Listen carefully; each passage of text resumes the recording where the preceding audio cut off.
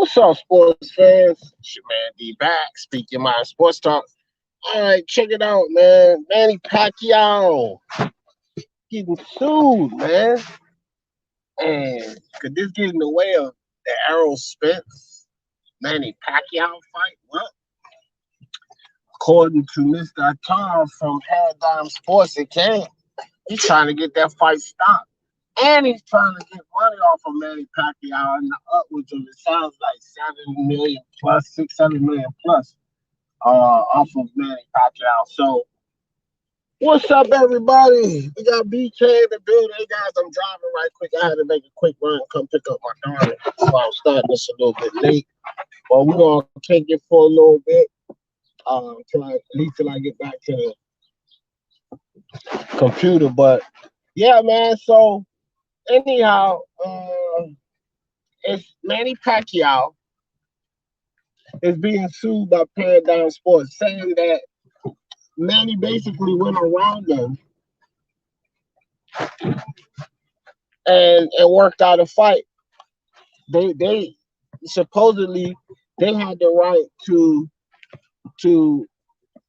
manage Manny Pacquiao's next two immediate fights. They had the right to negotiate those, and Manny Pacquiao breached contract by doing that without him because Paradigm Sports are claiming they had nothing to do with the Errol Spence fight and the Errol Spence situation. Hold on, guys. Let me turn this air on. This doggone. Hold on for a second. Hold on. I'm gonna turn this air on right quick. All right, sorry about that. So, yeah, anyway, so Paradigm Sports is saying they had nothing to do with the Spence negotiations. Therefore, y'all can hear me all right, right? I'm coming through clear. So now, what Manny Pacquiao's managers are saying is that basically it's like what each side says. One side says they have a case, the other side says they don't have a case at all. Paradigm anything.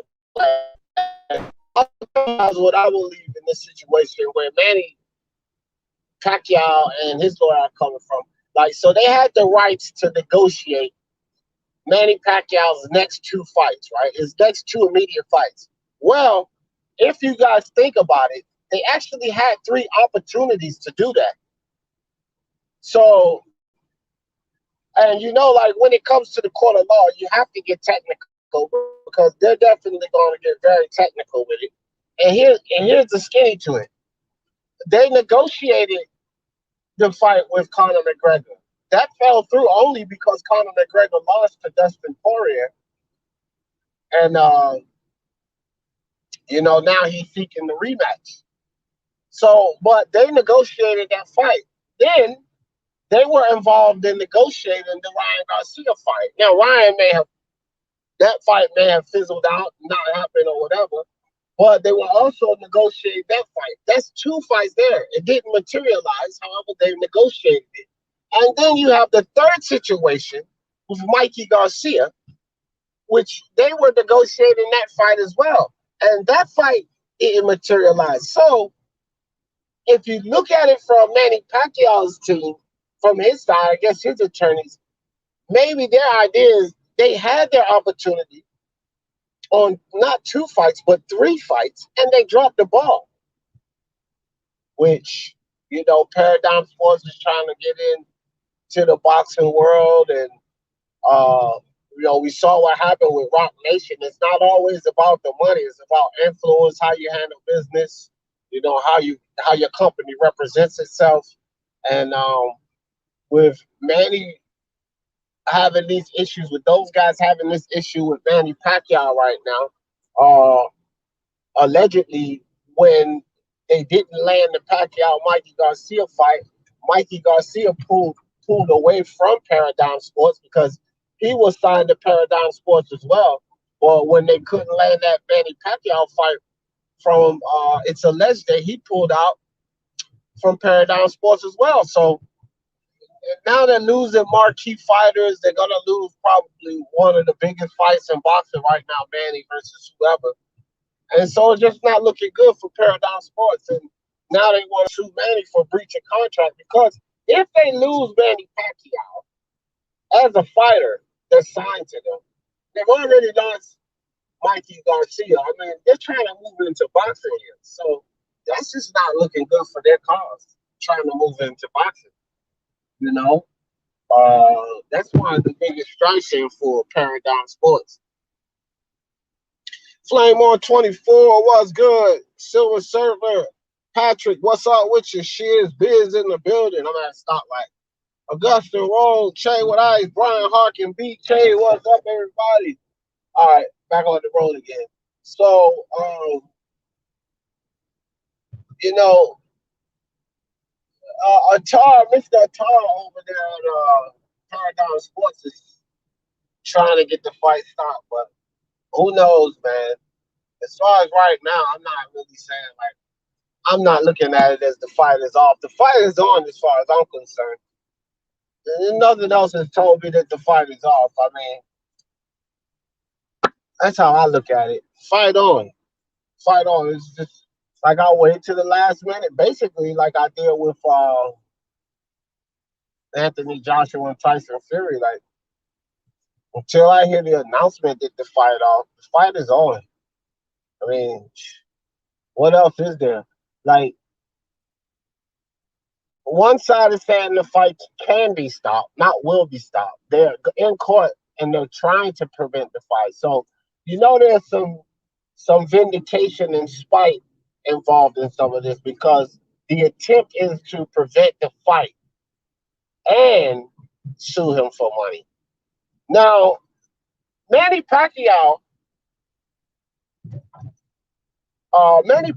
lawyer said that not only is Manny Pacquiao, if they pursue this, because they're calling it a frivolous lawsuit. Manny Pacquiao's lawyer said, Bernstein, I believe his lawyer's name is. Bernstein says this is a frivolous lawsuit for them to get in the way or attempt to get in the way of Manny Pacquiao's upcoming fight with Spence, which will not work. And I don't think that they're trying to hide the fact that Paradigm Sports didn't have anything to do with it. But that's what Pacquiao's lawyer says. This is just a frivolous lawsuit for them to get in the way of that. And Manny Pacquiao's team, well, he was speaking for Manny Pacquiao, so I would assume himself. They have every intention of fighting this. And not only will they fight this if he pursues this, they also said that they're going to put in a counterclaim to sue him for time and legal fees. So that lawyer's going to try to get his price, whatever he's charging Manny, out of the counterclaim. And I was like, wow. So he's going to get him a pretty big penny. So he's fighting for a salary too. Because he said all the legal fees will be paid in the counterclaim. And I'm like, okay, so now this is getting nasty. So not only if Paradigm Sports decides to pursue this, not only will Manny and his team fight it, but they're going to also submit a counterclaim. And I'm like, okay, so it's serious, bro. Like this whole Manny Pacquiao situation is serious. I don't know because I don't know the ins and outs and what happened with the contracts and all of that. I'm not sure who has more of a valid case. Is it Paradigm Sports? Is it Bernstein and Pacquiao's team? I'm not sure whose case is more valid in this situation. However, it's interesting. It's interesting because, okay, let's say Paradigm has nothing on Manny Pacquiao. The 3 chances they had to get a fight to happen, which they did negotiate contracts. They negotiated a deal in all 3 of those fights. So you can legitimately say that they negotiated 3 fights for Manny Pacquiao already. Whether they worked out or not, that's neither here or there. They still had the opportunity to negotiate those fights. So you can't say that. And that could be the angle that I believe Bernstein and Pacquiao's team they're going to come to, because they negotiated the fights. Even Attar, the guy from Paradigm Sports, said itself that they had the right to negotiate Manny Pacquiao's next to immediate fight. Well, you negotiated 3 fights. Whether the fights fall through or not doesn't have anything to do with you not negotiating. Now, I'm not saying that this is how it's going down. I'm just saying this could be an argument. Remember, a legal lawsuit, litigation is an argument. They're going to make their arguments. And my thing is that this could be an argument for the Pacquiao side. So they may not have a leg to stand on. Now, maybe that argument, maybe that's not the argument. Maybe Pacquiao's team has another argument. Or he's a bright guy. He's a lawyer. He gets paid for this. So maybe he has another argument, a stronger argument. Maybe it doesn't go through. And what Atara is saying stands up. And then so in that case, the judge will rule in favor of Atara. Okay, Manny Pacquiao breached the contract. He should have the right to negotiate his next 2 fights. He didn't have anything to do with the Spence situation. So it was a breach of contract. If that happens, then Manny Pacquiao won't be able to fight Errol Spence. That's number one. And then number two, this is a civil suit too, but I guess it was I'm not sure. This is a little different from the Wilder Fury situation because that was a contract to fight for a fight. This is a contract for management. So I'm not sure how this one works. Like if he could get in the middle of this fight or what. I'm not even sure, man. But I do know this.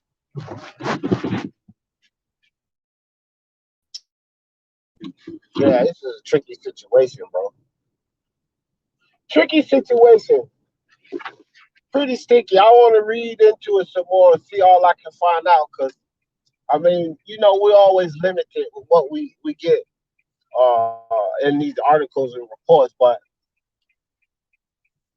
it's a civil suit and it's not a contract for a fight. I know, like Deontay Wilder and Tyson Fury was a contract for a fight. This is a contract for management rights. So I'm not sure how much he can get in front of the Spence fight, like get in the middle of that. That's where I'm not all the way straight on that. If he can get in the middle of the Spence fight, so this is not like Wilder and Fury. All right. I pulled over for a second, guys. Let me see who we got in the house. Virtuoso, what's good? Sergeant Carlos Mendoza, chain with ice. T20 in the building. El Primo, mi hermano. Brian Harkin, what's good? Good to see you, Brian. Flame On 24, what's good, my bro? Hey, y'all go check out Flame On Music. That new song he dropped, fire, hot shit. Augustin Rogue, what's good? Silver Surfer, Luigi, Patrick, MMA Vet Surgeon, Shiz Biz, Kevin in the building, what's up? A-Rod, what's up? A-Rod, Boxio. Y'all check out my man A-Rod. Got this boxing on lock. Hispanics causing panics, baby. But yeah, so Manny Pacquiao, man. Again, bro, I'm not sure. I don't think it should be able to hold up the fight. But hell, I said the same thing about Fury and Wilder. I was definitely wrong about that one because that fight surely got held up, So I was all the way wrong about that one, man. I'm not even sure. Not even sure. It just don't seem like it should hold the fight up because it's a management deal. And like I said, I don't know what Manny Pacquiao's team's argument is. His lawyer said maybe one of the things I said could be one of the reasons. Because something else that I believe the guy's name is Bernstein, that Manny Pacquiao's lawyer said is there are multiple reasons why that fight, why they have nothing to stand on. That's what he said about, Attar and Paradigm as well. He said they can file that suit all they want. They can pursue it all they want. He said there's multiple reasons that suit's not going to go through. So maybe what I said was just one reason. And there's a whole lot more reasons why that suit's not going to go through. I'll be right back. What's up, Jamal, right? Crawford fans want to see this fight off so bad. Yeah, they do. That's for sure. I'm not letting them stop that Spence fight. I don't think so either, Flame, want to tell you the truth. Too much money involved. Adam UK, what's good? What's good? Doing good, my friend. Hold on. I'll be right back. Everybody, I got my phone get right now. I'll be right back. You know what? That's that cigar, man. I need to stop smoking so much. I ain't even getting no cigar. I got to get back to the house anyway. Yeah, phone get right down. Everybody, if the phone down, no worry, guys. We'll be right back on. If my phone die out, stream y'all be draining the phone. I had to go pick my daughter up. She was at her sister's house, spending the night with her big sister. Oh man, fucking rush hour traffic for the love of all things. So is Pacquiao contractually obligated to Mikey Garcia? That was the thing. You know, that has something to do with it, but see, all right, so what the guy Atari is saying is that shit. Excuse me. Manny Pacquiao, the first attempt at the Manny Pacquiao Mikey Garcia fight, that fell through. So Manny Pacquiao then went to negotiate the Spence fight. Now, that fight was being negotiated without this guy Atari. Look at this asshole. So that fight was being negotiated without this guy Atari from Paradigm Sports. Now, Atari is saying that was a breach of contract. However, Manny Pacquiao lawyers are saying that was not a breach of contract because they had the opportunity to negotiate the Mikey Garcia fight, but it fell through. They couldn't get it to go through. So what Atara is saying is that the Mikey Garcia fight is still on the table, but Manny and them are deciding to go with Spence. And so it's a breach of contract. And of course, this is what the courts are going to have to say. They're really going to have to come up with an answer about who's right and who's wrong. I don't know. I really don't give a shit. I just hope who's ever right or wrong is in the favor of us getting the fight. That's basically how I look at it. You know what I mean?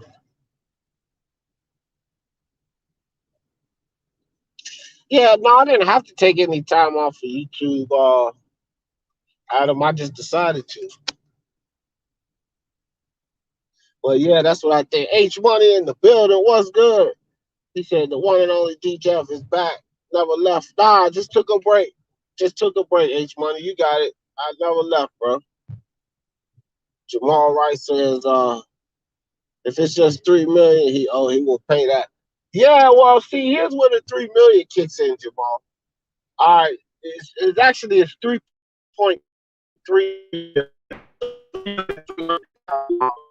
So the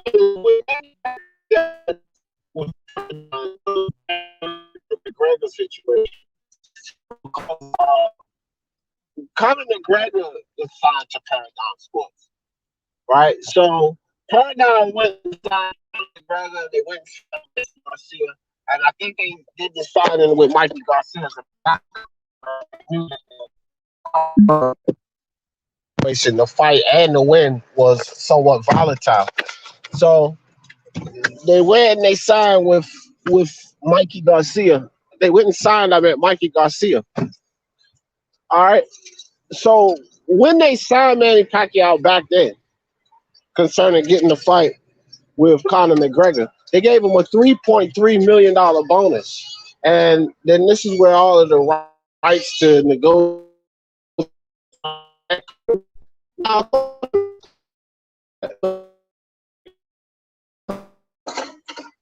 Paradigm would get 10% of any boxing matches that Manny Pacquiao, as his management company, any boxing matches that they negotiated, they would get 10% of those fees. And check this out, guys.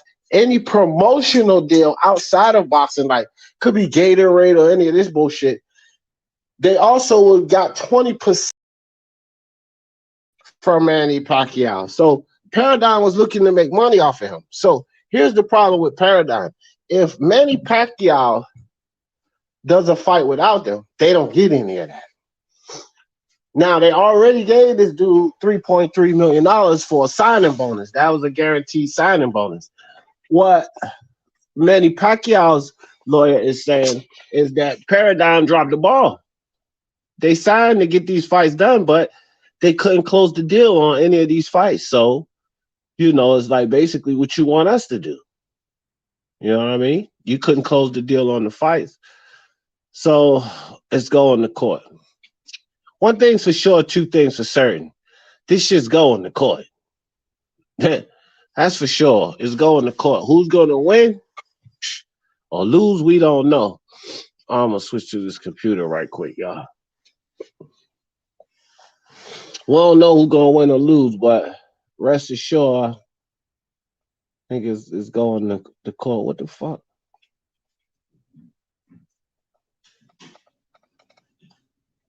It's dark in here.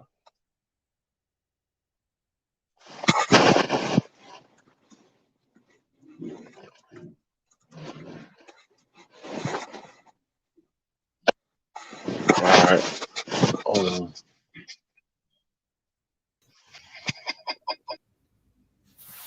All right.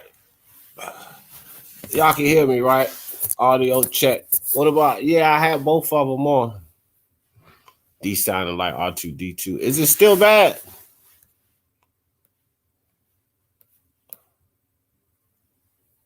Check one, check two. How it sound?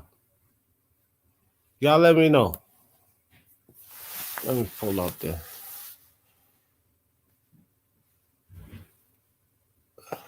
Yeah, man. I think I fried my other computer. I want that's treasure. Okay, Shizbeer says it's okay. All right, yeah, let me open up the panel now.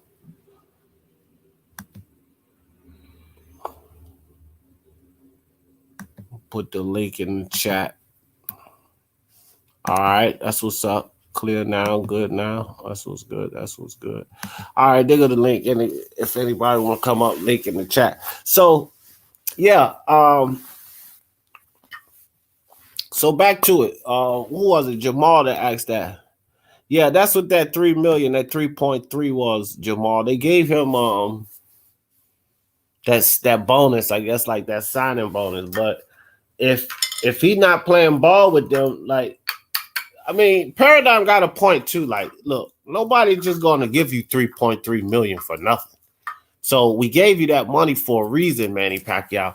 You got to give us something. You got to at least give us a way to make this money back. And he's not even doing that by basically cutting them out of any chance to earn it back. He's not giving them any chance to.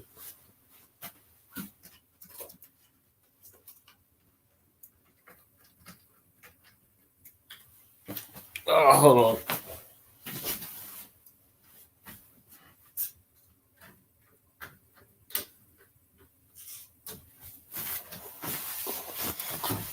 All right. Turn this damn camera on. Seemed like Pacquiao lawyer playing hardball though. Pacquiao lawyer talking about, hey, the 3.3 million was an agreement. Y'all not get that back. I don't know, Adam. I just came back today, bro. I've been off. I took a long break. I just came back today. I don't know where anybody's at. Pidgey got a channel.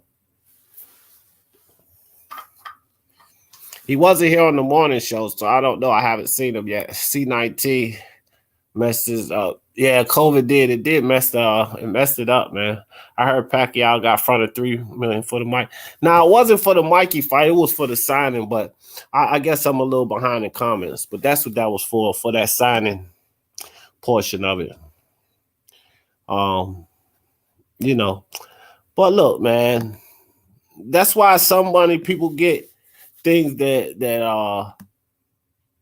they make sure that they get these guaranteed monies. You know what I mean? Like, yeah, okay, well, we're gonna sign for this month. How much is guaranteed? The guaranteed money is just in case things don't work out. And I think the angle that Manny Pacquiao lawyer is coming from is okay. That was a signing bonus, but it was also guaranteed money. So if things don't work out, they don't work out. That's the chance that you take when you sign contracts with signing bonuses. That's why a lot of people don't want to do like guaranteed portions. Um, so Manny got his 3.3 million. What happens after that? I'm not sure that they don't still have the opportunity to negotiate a fight for Manny Pacquiao, but what he's saying is they should have had the first opportunity. So because he's fighting Spence without them having to cut in on it, basically a chance for them to get their 3.3 million back. Because what happens if Manny Pacquiao goes in there and he beats Spence? Then there'll be like endorsements and stuff after that. Paradigm would have gotten paid after that. So it's also messing up that money. Then Paradigm's trying to move into boxing because they're a new promotional outfit in boxing. They've been in UFC and other sports, but they're new into boxing. So having names like Manny Pacquiao and Mikey Garcia, which is what they had, considering if Pacquiao would have fought him, but now they've lost Mikey Garcia, and now they have turmoil with Pacquiao. So Pacquiao's blowing a whole lot for them. They could have easily recouped that 3.3 million. Hell, 10% of 30 million bucks is what he probably was going to get to fight Errol Spence. Is 3 million right there. And then you got the 20% on the end of any endorsement deal that he gets. So they could have easily recouped their money off of two Manny Pacquiao fights. And to my knowledge, they were contracted to negotiate 4 fights in total for him. So giving him 3.3 million is nothing if they're gonna, 2 fights guaranteed, 4-fight deal. It started with the zone. Look, bro, they would have made their money. They had Conor McGregor on the bin. That fight would have been massive, and I think that's what they were licking their chops for, Manny Pacquiao versus Conor McGregor, because let's not forget, Paradigm Sports is the management company for Conor McGregor and Dustin Poirier. So they were licking their chops for that Manny Pacquiao.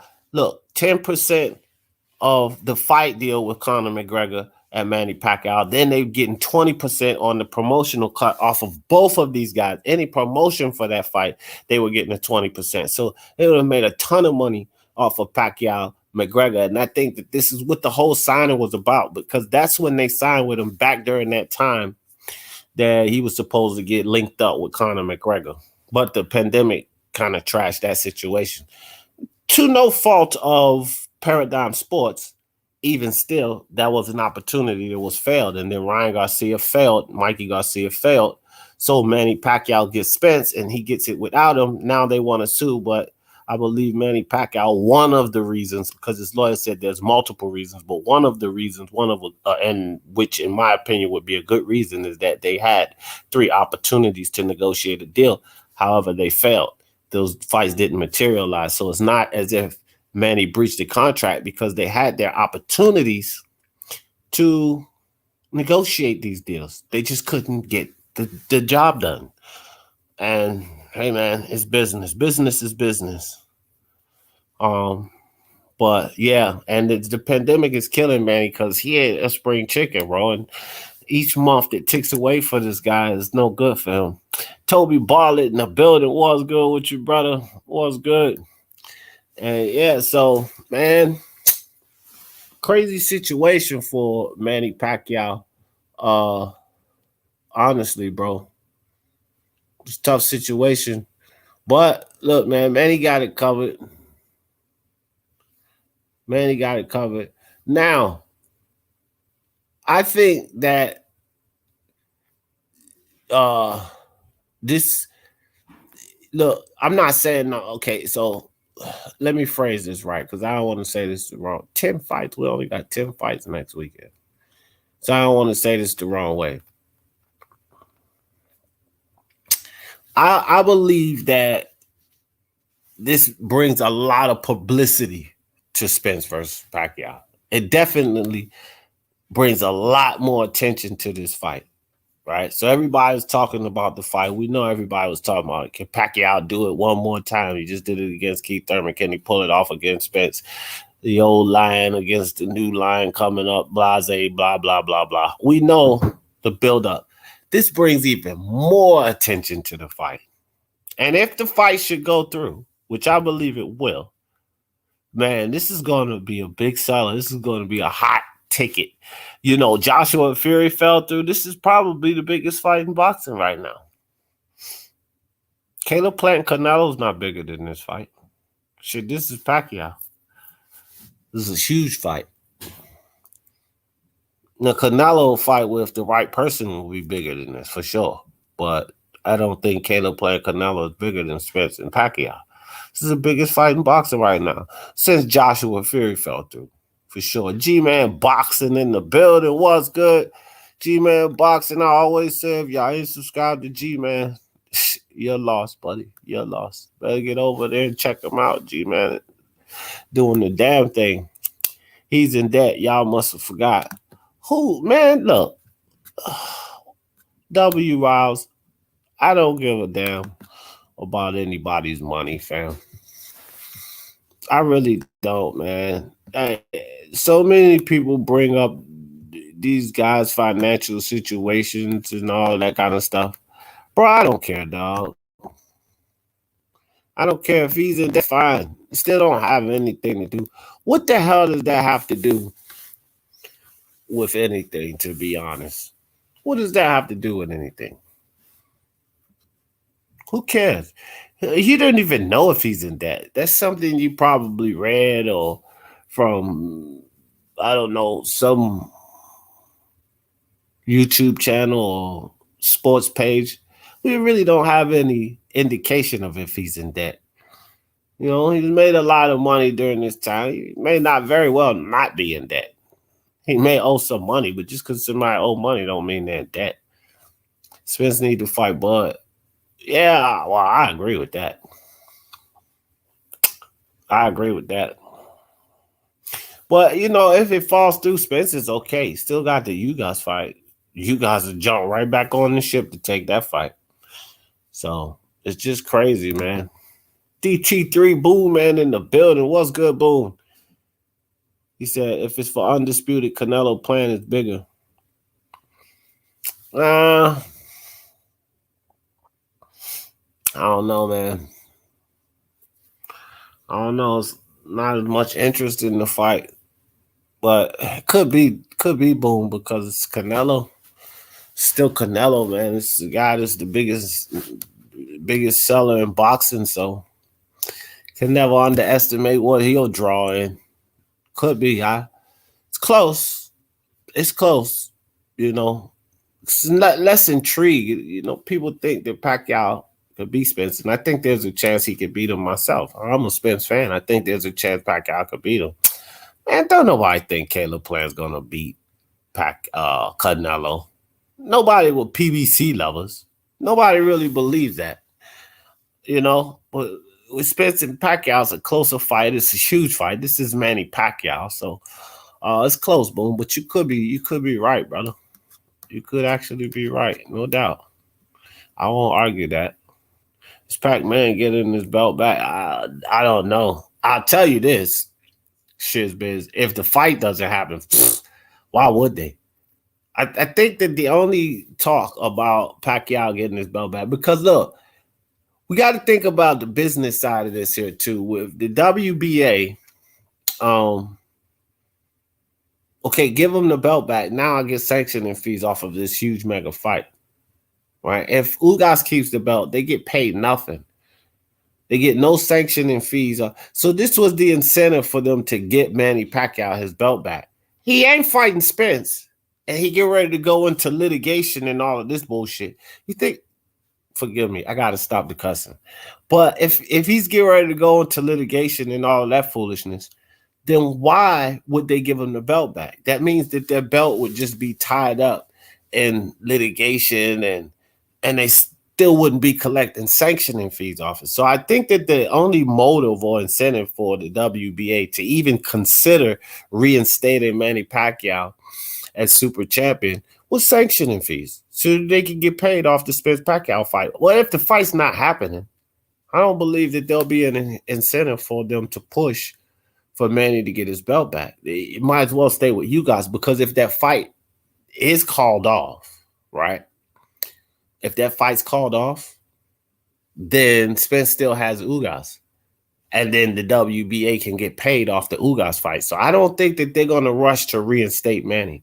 That was in line with the Spence fight. I can guarantee you that. But if the Spence fight is in jeopardy, they're probably sitting back, seeing what's going to play and seeing how this court situation is going to play out before they make any moves. I think they're probably sitting back.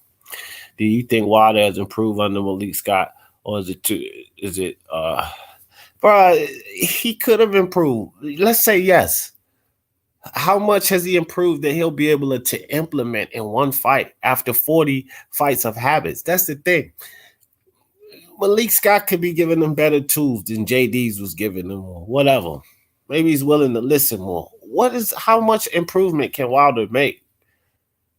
And then, is Fury going to stay stagnant? Is he not going to improve? Look, Wilder's getting beat again. That's the reality of it, man. He's going to get beat again. The boxing king in the building. What's good with you, brother? Good to see you.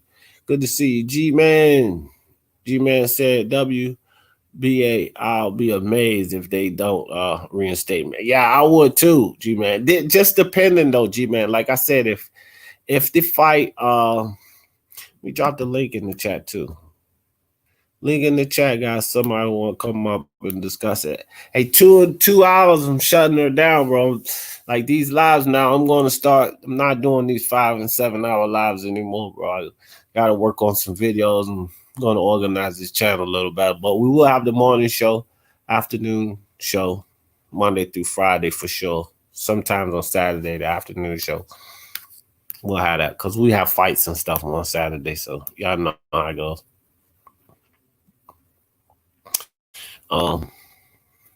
So Wilder needs to improve his back foot. Wilder needs to improve a lot, bro. There's a lot of things he has to improve, you know. The use of the jab, I mean, footwork and the use of, 2 of the most important skills, guys, in boxing. You understand this? Like, fundamentally, when you're teaching guys to fight, 2 of the most important things that you really, in my opinion, want to teach a fighter is good footwork and the use of a jab. So very important. It's lost arts, to tell you the truth. A lot of these kids, if they had more of this, it'd be a lot better fighters. A lot of them would. You know, more dominant footwork and the better use of a jab, throwing punches behind a jab, and they would be much better fighters. But they just don't have those fundamentals. Fundamentally, Wilder has a lot to improve on. How much can Malik establish? I mean, you know, the thing is this. So the first fight was truly 50-50. He knocked Fury down and Fury got back up by the grace of God, whatever. He got up. The first fight was truly 50-50. The second fight, Fury proved that the second fight was 70-30. Not that the second fight was 70-30. It was 50-50. After the first fight, it was still 50-50. The results show with Fury is 70-30. The matchup between them now 70. He dominated Wilder in that second fight. Therefore, going into this third fight, you can go in with no less of an understanding than 70-30 in this fight. They tied it up the first fight. Fury dominated him. He adjusted. He improved. He came in with a different game plan, and he completely dominated. Wilder did nothing different.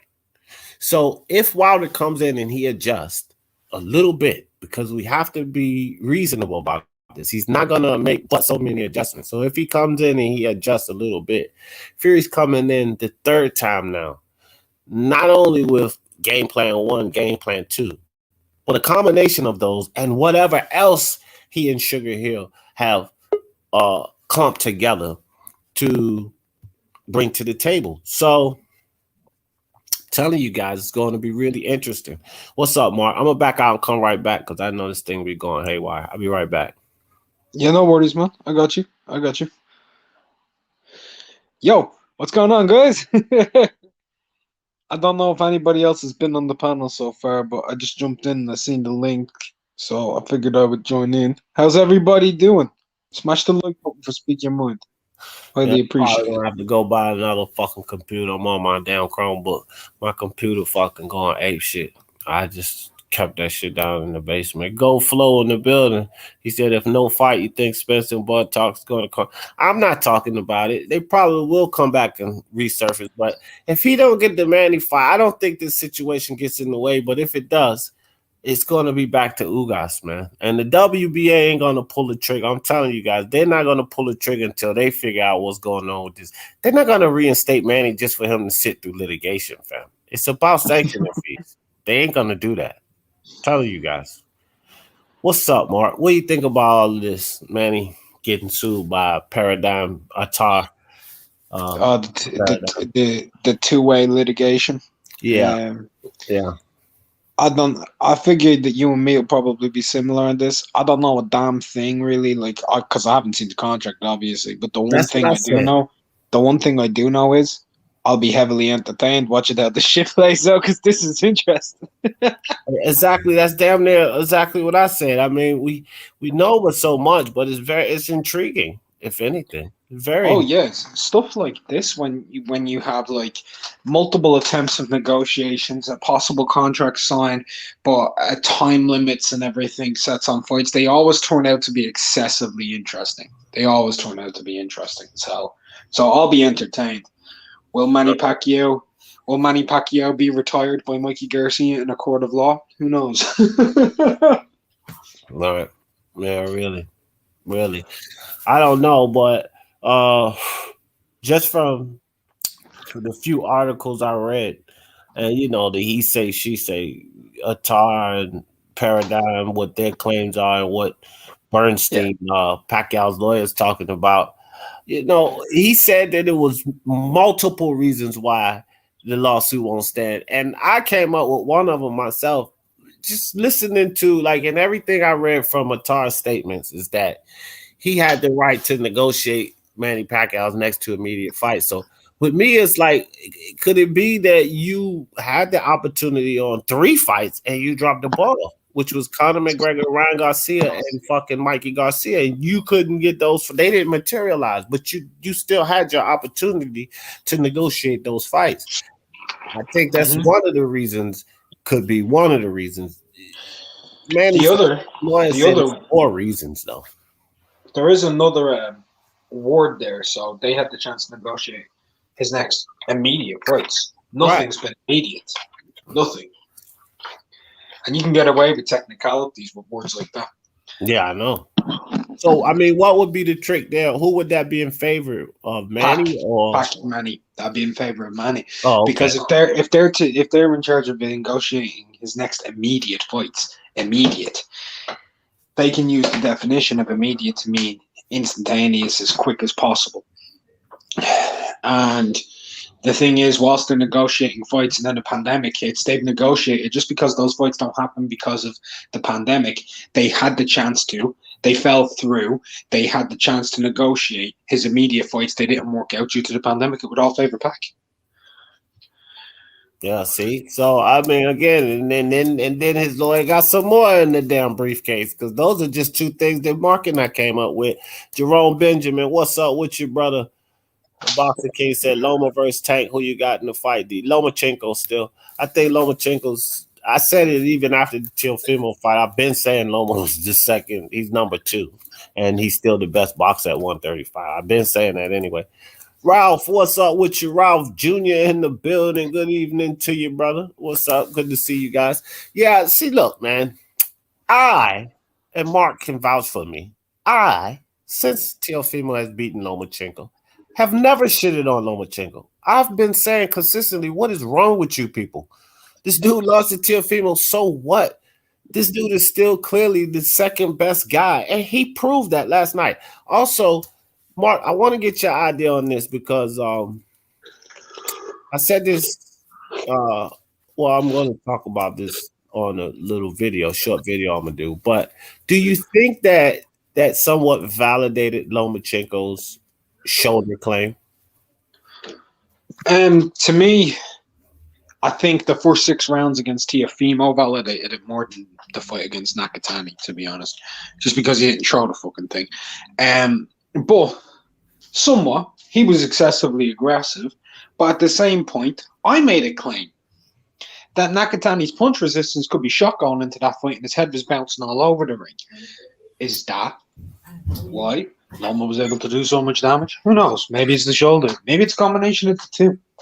And I want to piggyback off you because I made another claim that kind of piggybacks off what you said. Did the fight with Teofimo damage him to that extent? Because people forget that the dude was in the hospital for weeks. You know, he had massive swelling and hemorrhaging on the brain. He was in the hospital for weeks after the Teofimo fight, and he freaking retired after the Teofimo fight, right? And so, did that fight? You know, fights like that take some years off of fighters a lot of times. Did that fight do it? Did it diminish him some? His punch resistance some? No, Teo didn't stop him, but those type of fights can break you down, man. They can, and it's possible. I mean, same with the Verdejo fight. Yes, he beat Verdejo, but he got his eye fractured in that fight too. His orbital bone got fractured against Verdejo. Right. People leave that out. He got knocked down multiple times in that fight. Twice. Suffered a fractured orbital bone. Had a brain bleed.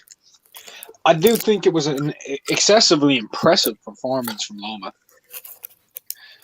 I do think it was an extremely impressive performance from the lad. And it's not just about like the punches landed or the damage done. It's also the movement, the feet, the in and out. Like that's the best I've seen him moving at lightweight. That is actually the best I've seen him move at lightweight. Yeah. Oh, you know what? I said this too, Mark. If they fight, and I do believe Lomachenko will come out more aggressively, my initial prediction is back again. Teofimo gonna knock that motherfucker out 7th round TKO.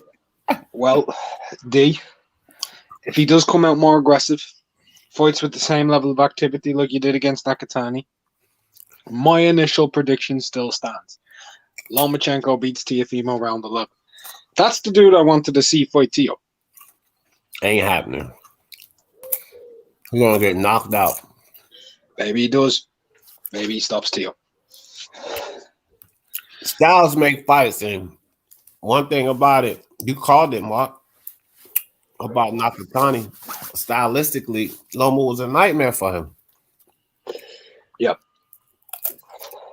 I was arguing with people for weeks about that. They're like, "Oh no, he's so big, he's so strong." I'm like, "Bro, the punch resistance, the way he leaves his arms out long, Loma can roll underneath. He can hit him in the pocket, the short arm. He's all wrong. He's all wrong on the inside from him."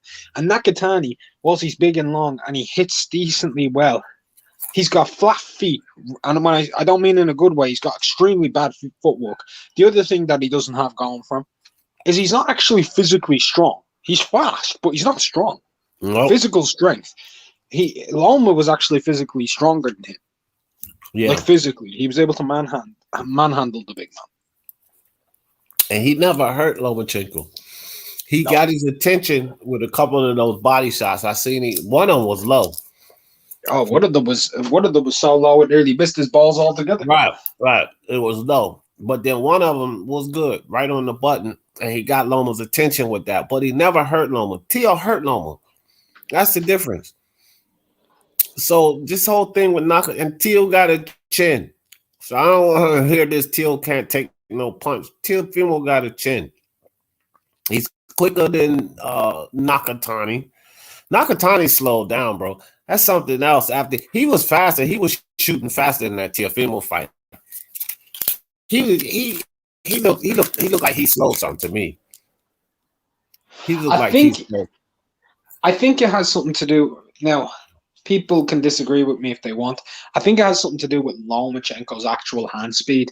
Made him look slower because whilst Teofimo was quick, whenever Teofimo and Loma were exchanging, Loma was throwing faster. He was throwing quicker shots. So he is quicker. And he should be. He's a featherweight. He's a Loma's featherweight at fast, though. I 135. don't know why people act like Loma got slow hands or The something. only Loma's person who's fast. ever outsped Lomachenko in the ring is Gary Russell for hand speed. That's the only Which person who's ever he's been quicker. fucking one of the fastest fighters out there. So, like, I don't know, man. Lomachenko, I've always said that he has fast hands. So I don't know. But Nakatani definitely slowed some, bro. He's slow. I was looking at the Teofimo Lopez fight, with Nakatani, and just like he's quicker. He was shooting his jab quicker, was shooting his 1-2 quicker. He popped Loma a couple of times with the 1-2, but Loma picked him off most of the time. Lomachenko looked phenomenal in that fight, man. I think it is his best performance at lightweight. Maybe styles do make fights. We know this. But Pedraza, he looked all right. Linares, he looked all right. Campbell, he looked all right. Crawler was shot. Teofimo didn't look great.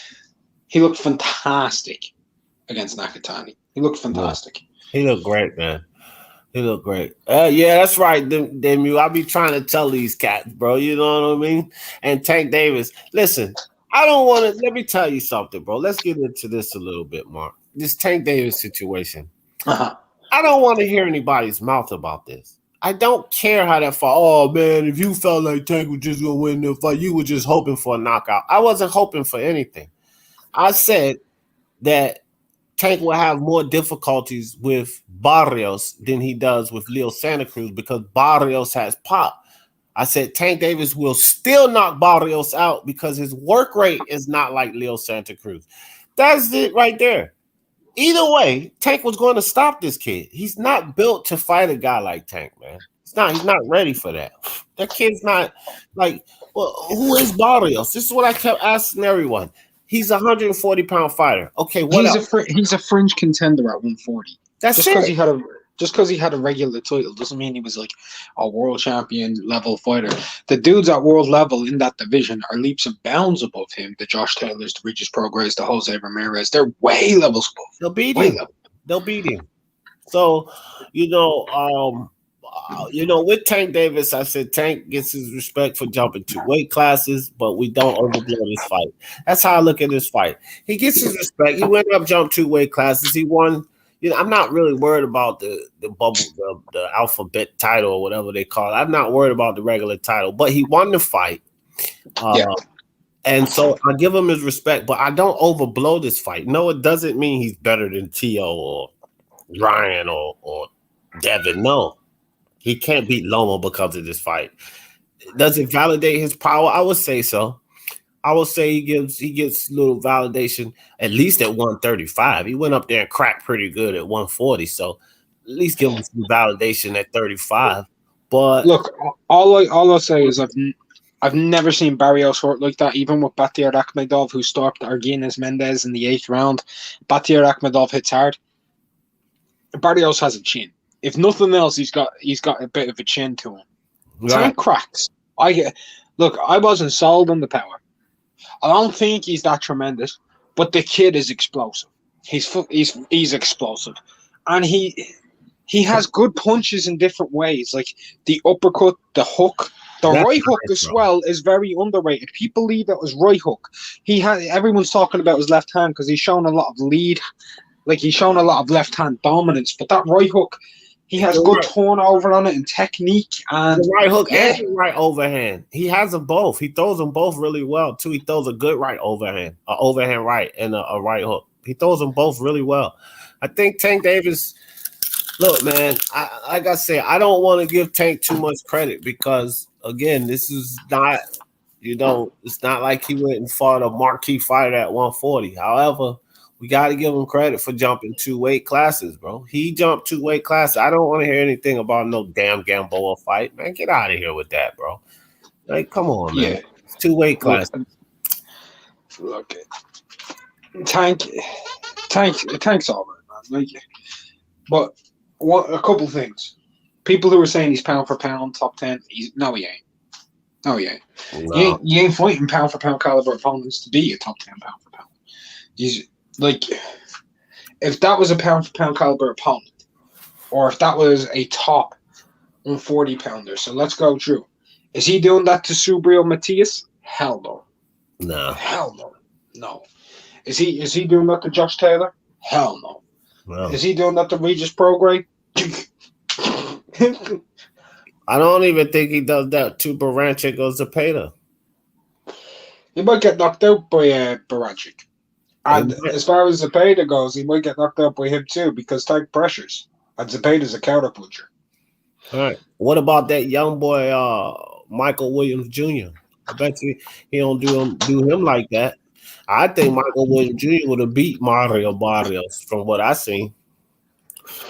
Well, for me, that's another question like I had with Barrios fighting Tank. How good is Barrios who he fought? Michael Williams Jr., how good is he? He looks all right, but Right. he ain't fought at him at all. No. And His neither had level of Barrios. That was my thing. That's why I was saying, bro, you heard me, Mark. I'm like, bro, what's wrong with you people? This is a Floyd Mayweather show. This is a tactic to get his hands on that belt, and he will get that belt because Tank will stop him. Look, I picked the 9th round. I was 2 rounds away, but I was still perfectly comfortable with the fact that Tank Davis would stop Mario Barrios. I was comfortable with that. No, we naming 6 names at 140 before even bringing up Barrios. Shaking my head. That tells you what. Yeah, it does. It tells you something right there. Neo, what's good, Neo? Been a while since I seen you, bro. He said, I'm just effing tired of it. Let them fight. Yeah, for sure, bro. Yeah. Well, they ain't. Floyd told us. Floyd told us. What they're going to do is they're going to keep selling out 15, 16,000 seats, whether it's in the ATL, whether it's up in Baltimore, right? That's what they're going to do. They're going to keep going on pay-per-view, do 200, 250, 300, get that 20 million in, give Tank his 5 million, take their cuts, and keep protecting it because the people who are going to watch Tank, as Leonard Ellerby said, they didn't know what title he's fighting for. This is out of Leonard Ellerby's own mouth. They don't know who the hell Barrios is. These are young people who are willing to pay their money to go watch Gervonta Davis fight. And that's what they want to do. And unless you're TMT or you are PBC, they're not going anywhere to make another company bigger. They're going to keep making their shit all in-house. They told us this. So you may as well, if you're going to be like, oh, Tank pound for pound, he ain't fighting anybody. There is nobody to fight that can make him that. Whether he's got the potential to be it or not, that's another question.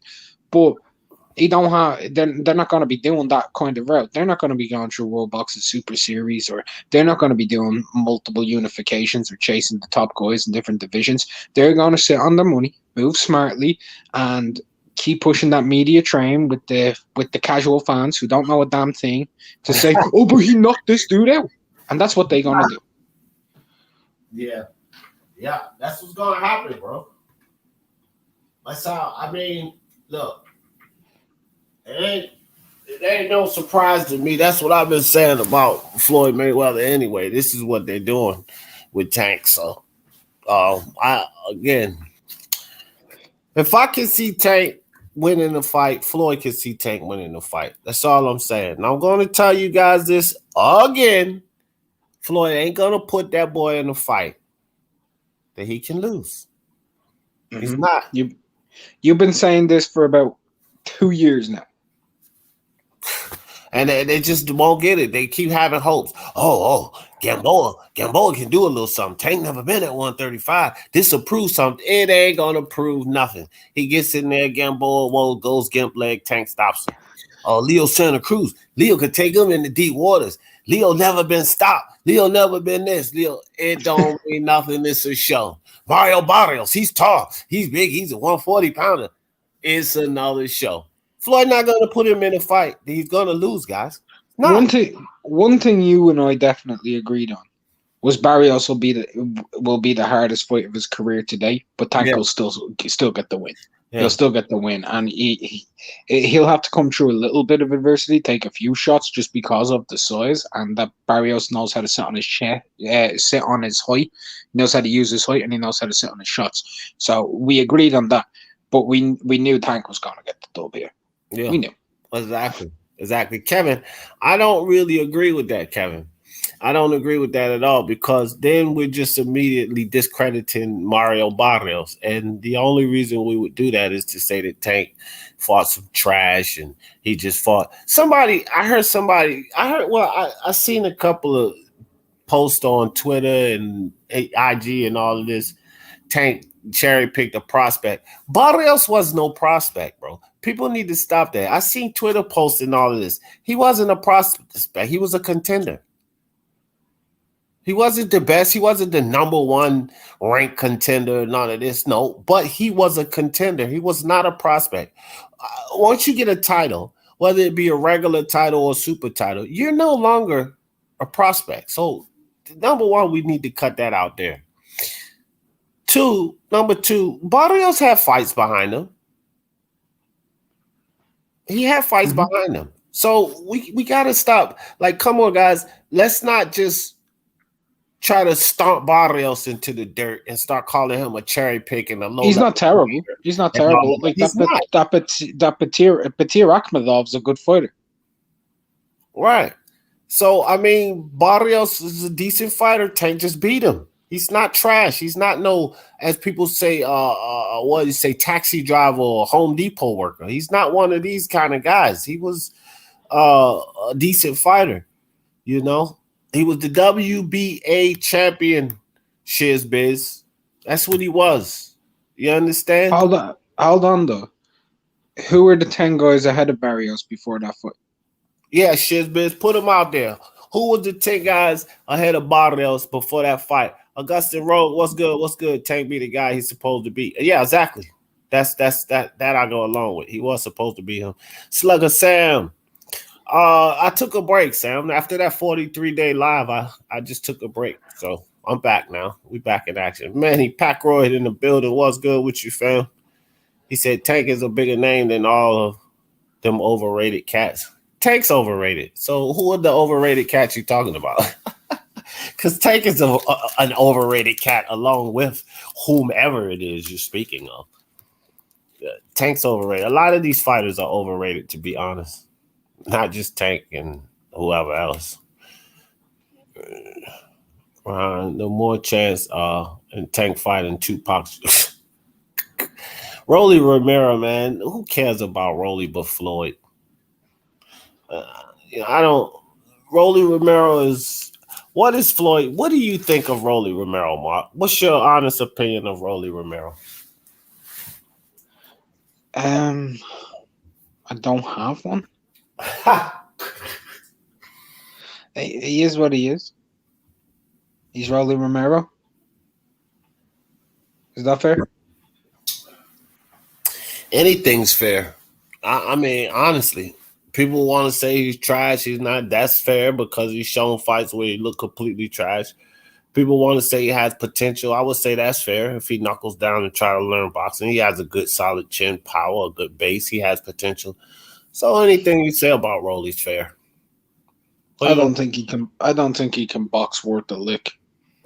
Fair. And to be honest, as far as his chin goes, I haven't seen him be punched by anyone who can crack worth a lick. So I don't know, man. You want me to know if he's any good? Throw him in there with someone like Joe Cordina. Let's get prospect versus prospect shit going on. Yeah, listen. The Boxing King. Let me explain something to you. First off, no one cares what Leonard Ellaby says. We don't care. But second, of course, Ellaby would say Taylor's a nobody, blah, blah, blah, blah, blah, blah. Floyd Mayweather and Leonard Ellaby do not want to put Tank anywhere close to a Josh Taylor. Let me tell you something, man. They won't even put him in the ring with Lomachenko, Teofimo, Devin Haney, or Ryan Garcia. You think they're going to put him around Josh Taylor? Man, please. That fight is, listen, level of difficulty. Didn't you just hear what I said before you even put this comment out here? Floyd ain't putting that boy in the ring with nobody he feels Tank can lose to. Floyd knows Josh Taylor will beat Tank. It's no question. Josh Taylor beats Tank Davis. I don't want to hear this, bro. This ain't no doggone Mario Barrios. That Tank, man, Tank gets stopped, I think, by Josh Taylor. I think Josh stops him. I'm pretty confident of that, too. He ain't fought anybody on Josh Taylor's level. He fought somebody, Ralph. Stop that. He fought Pedraza, and now he just fought Mario Barrios. Those are two valid fights. I'll give him that. I don't give him credit for Leo Santa Cruz or Gamboa. I don't. But I'll give him a lot of credit. I do give him a lot of credit for the Barrios fight. Yeah, I give him credit for those two fights. Barrios and Pedraza. So we can't say he hasn't fought anybody. He's fought those two guys. Y'all stop being Tank Davis haters, man. There's a lot to give him flack about, but there's no need to hate. He's got enough you can complain about. No need to hate on him. Rolly, the WBA interim, put some respect. Chow, you crazy. The WBA interim man, he's a wreck, Rolly. Last 3 weeks, PBC been rolling out WBA regular champions. Grab your popcorn and enjoy. Well, PBC been giving good cards. I said something about that in this video, and I got all kind of heat. Oh, you riding the PBC? Oh, bro. Speaking of good cards, last night, so we had Rivera, right, getting upset over Juarez, which was really good. And then we saw Gladstone versus Apochi, and all a cruiserweight fight of the year contender. Fantastic fight. I didn't even see it. It's worth watching. I gotta go check out that fight. And then Dave Morrell fought against Caceres, the dude who beat Chavez. And Dave Morrell sparked ass in 1 round. Wow, I can't believe he beat Caceres. That just shows you that Julio Cesar Chavez is pafooey. Anderson Silva was handling him, bro. Man, I want to see now Jake Paul. I want to see Jake Paul fight Anderson Silva. I think Anderson Silva could beat him on the cards. I'm serious, bro.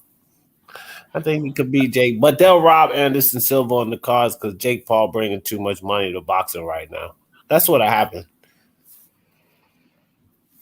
They'll rob him. Yeah. I think that's a UFC fight. You want to call out just UFC fights, call out Anderson Silva because he's bigger. He's not as small as anybody Jake Paul done fought. He's bigger than everybody Jake Paul done fought. And Anderson Silva did pretty well. He did better than any UFC fighter I've seen come over so far. I've not seen anybody except maybe Ortiz was an MMA fighter. He probably boxed the best.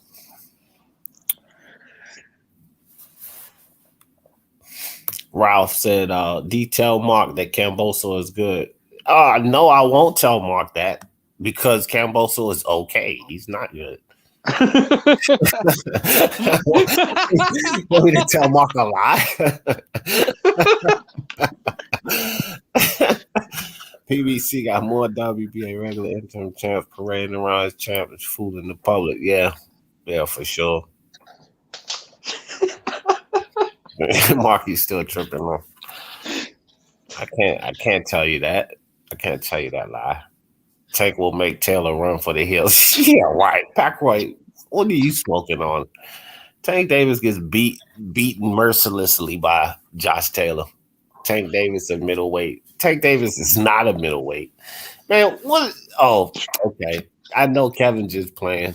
He either not support no Tank Davis.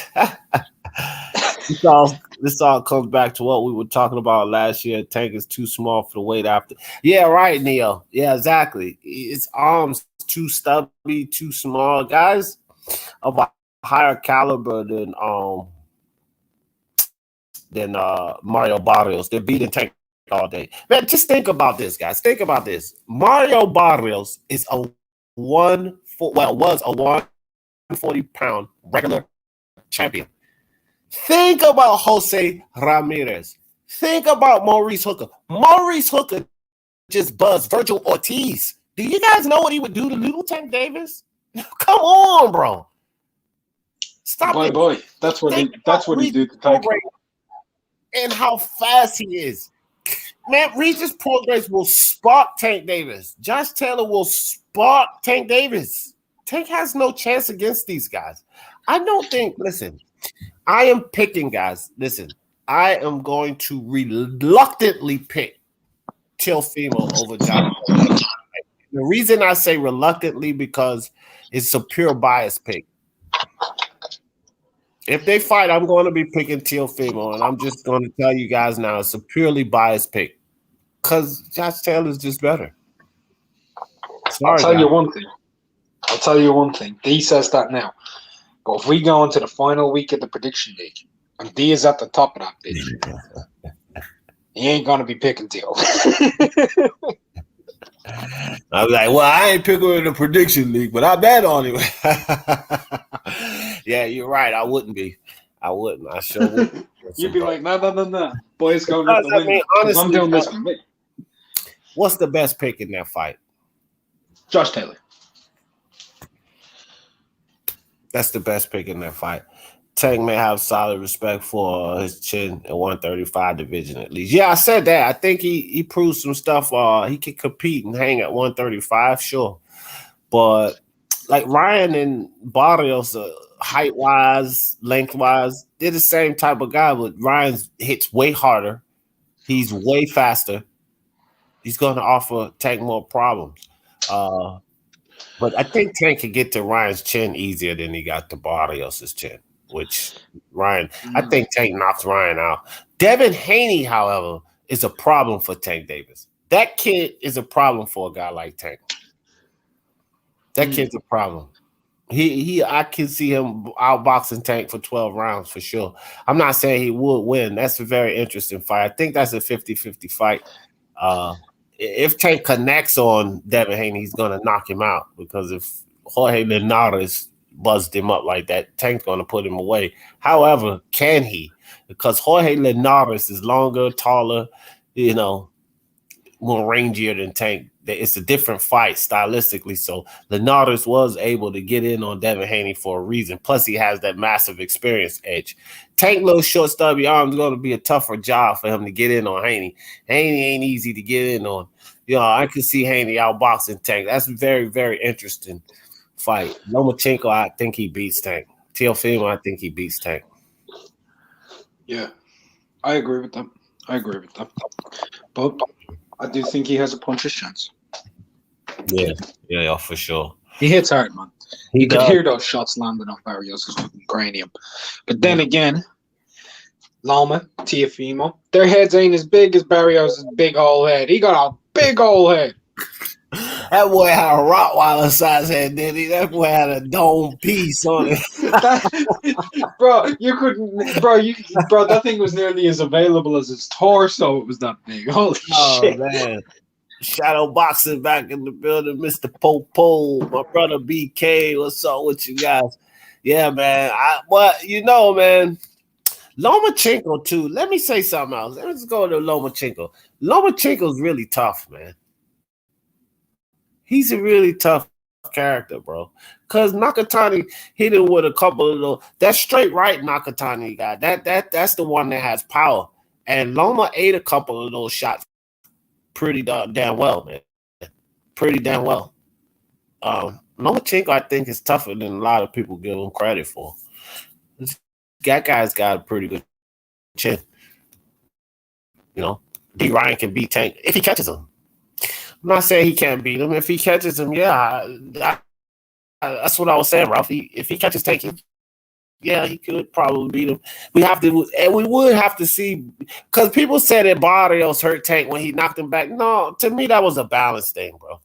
He knocked Tank back, Tank was trying to dip back and get away from that punch, and Barrios caught him because he leaned in and he caught Tank. And Tank felt the punch, but his balance was off. So he went back, fell back into the rope. But if you look at Tank's face, go watch it in slow motion. Tank was like, okay. Like, all right, you going to hit me like that? Now it's on. Like, more of, okay, you want to hit me like that? Like, I don't think he was hurt. There was some shots Barrios landed that made me go, he can be hurt. And it's to the body. Tank can be hurt to the body. I've seen a few to the body that actually... that made Tank keel over a bit when they landed. He lunged forward, his body came forward. That's not a good look. That's like Keith Thurman kind of That's like a bit of those a shots concern. affected him more than when he knocked him back into the road with that shot upstairs. Those two body Absolutely. shots you're talking about, I know exactly what you're talking about. They affected him much more than when he knocked him back into the road. I would agree with you there. If you want to say a shot hurt him, it was those two shots, those two body shots. It was in two separate rounds too, and I know exactly which two shots you're talking about. Because goddamn right, it was not they got his attention. No, they hurt Tank. I see no shots. Now, then you think about a guy like Josh Taylor plugging him to the body. Man, please. Or Regis hit them to the body. Regis is a devastating body puncher. Man, Or please. Ramirez. Yeah, They're right. all body punchers. All three of them are body punching guys. They hurt him. They hurt the kid, bro. They really would. Rusty Taylor, what's up? Brian Hawkins, Patrick, what's up, fellas? My fellas in the building, what's good? Brian says, what's up, dear Mark? Let me drop the link back in the chat just in case you guys want to come up, kick it with Mark and I. I'm limiting this live to like 4 or 5 people, and I don't care who like it. Y'all already know I'm cutting back from cursing, so I'm gonna change it up from saying I don't give a F to like Gone with the Wind. I don't give a damn. Frankly, my dear, I don't give a damn. Either way, you get the message. Well, I've been on my best behavior for me because I swear like a sailor, and I've only said maybe 2 swears so far. I appreciate that too, Mark. It's going to take time, and I slip up here and there, but I'm just going to get used to it, guys. I'm cutting back, man. I was on this month that I took off because it's been about 4 weeks, wasn't it, Mark? Bro, It's been a while. I'm gonna tell you guys something. We were really bad boys up here. Man, we was terrible. The vulgar language, the things we used to say. I'm cutting back on a lot of that, man. It's just not good. It was fun, but it was kind of hard. When you listening to something that you put out there and it's hard for you to listen to, that means it's a little bit over the top, bro. You know what I mean? Guna Season, what's up? What's up? Good to see you, brother. Thank you, man. I appreciate it. The Chris Colbert's good. I mean, he's going to watch Gamboa. He's not fighting Gamboa. He got called off. Gamboa was pulled out, so there's a late replacement opponent. He's going to watch whoever, Ralph. It's not a bad late replacement, though. The second they say who it is, you'll be like, okay. Now, he is a featherweight, not a 130-pounder, but it's Tugstad Niambier. Oh, yeah. Well, that is going to be decent. That's better than Gamboa. That is better. That's what I was about to say. It is a good test, and I would say a much better test than Gamboa. That's actually what I was about to say, Mark. So, but it is nevertheless a test that I'm pretty comfortable that Chris Colbert's going to pass. Colbert's the real deal. I like the kid. So, yeah, I think, but that's much better than the Gamboa fight. Well, this is actually a better fight. We didn't even lose anything because I didn't even like the Gamboa fight. I said that when it was announced. I put that as the worst fight on there with Charlo and freaking Montiel, which turned out to actually be a good fight. Well, I put down Benavidez versus, I can't even remember who Benavidez is fighting now. Oh, gosh. Man. Neither can D. I can't either. Jeez. Oh, Uskatiki. Jose. Oh my God. Oh my God. That's not too bad, bro. I don't think it is as bad as Colbert and Gamboa, bro. I think it is because it's more of a mismatch, to be perfectly honest. The only reason I say that is Kategui is like shot. He is shot to pieces. Like, this dude lost a unanimous decision to Lionel Thompson.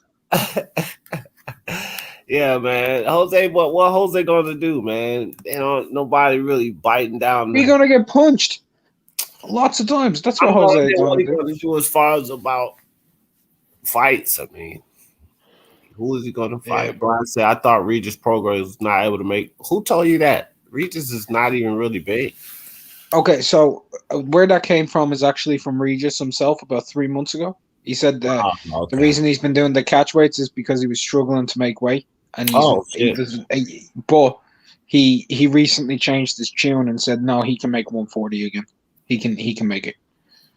He need to get that Broner fight because he don't have a lot knocking this door either. I think Broner fight will be good. He can make a little money off that. Stay busy. He need to go and beat up Broner.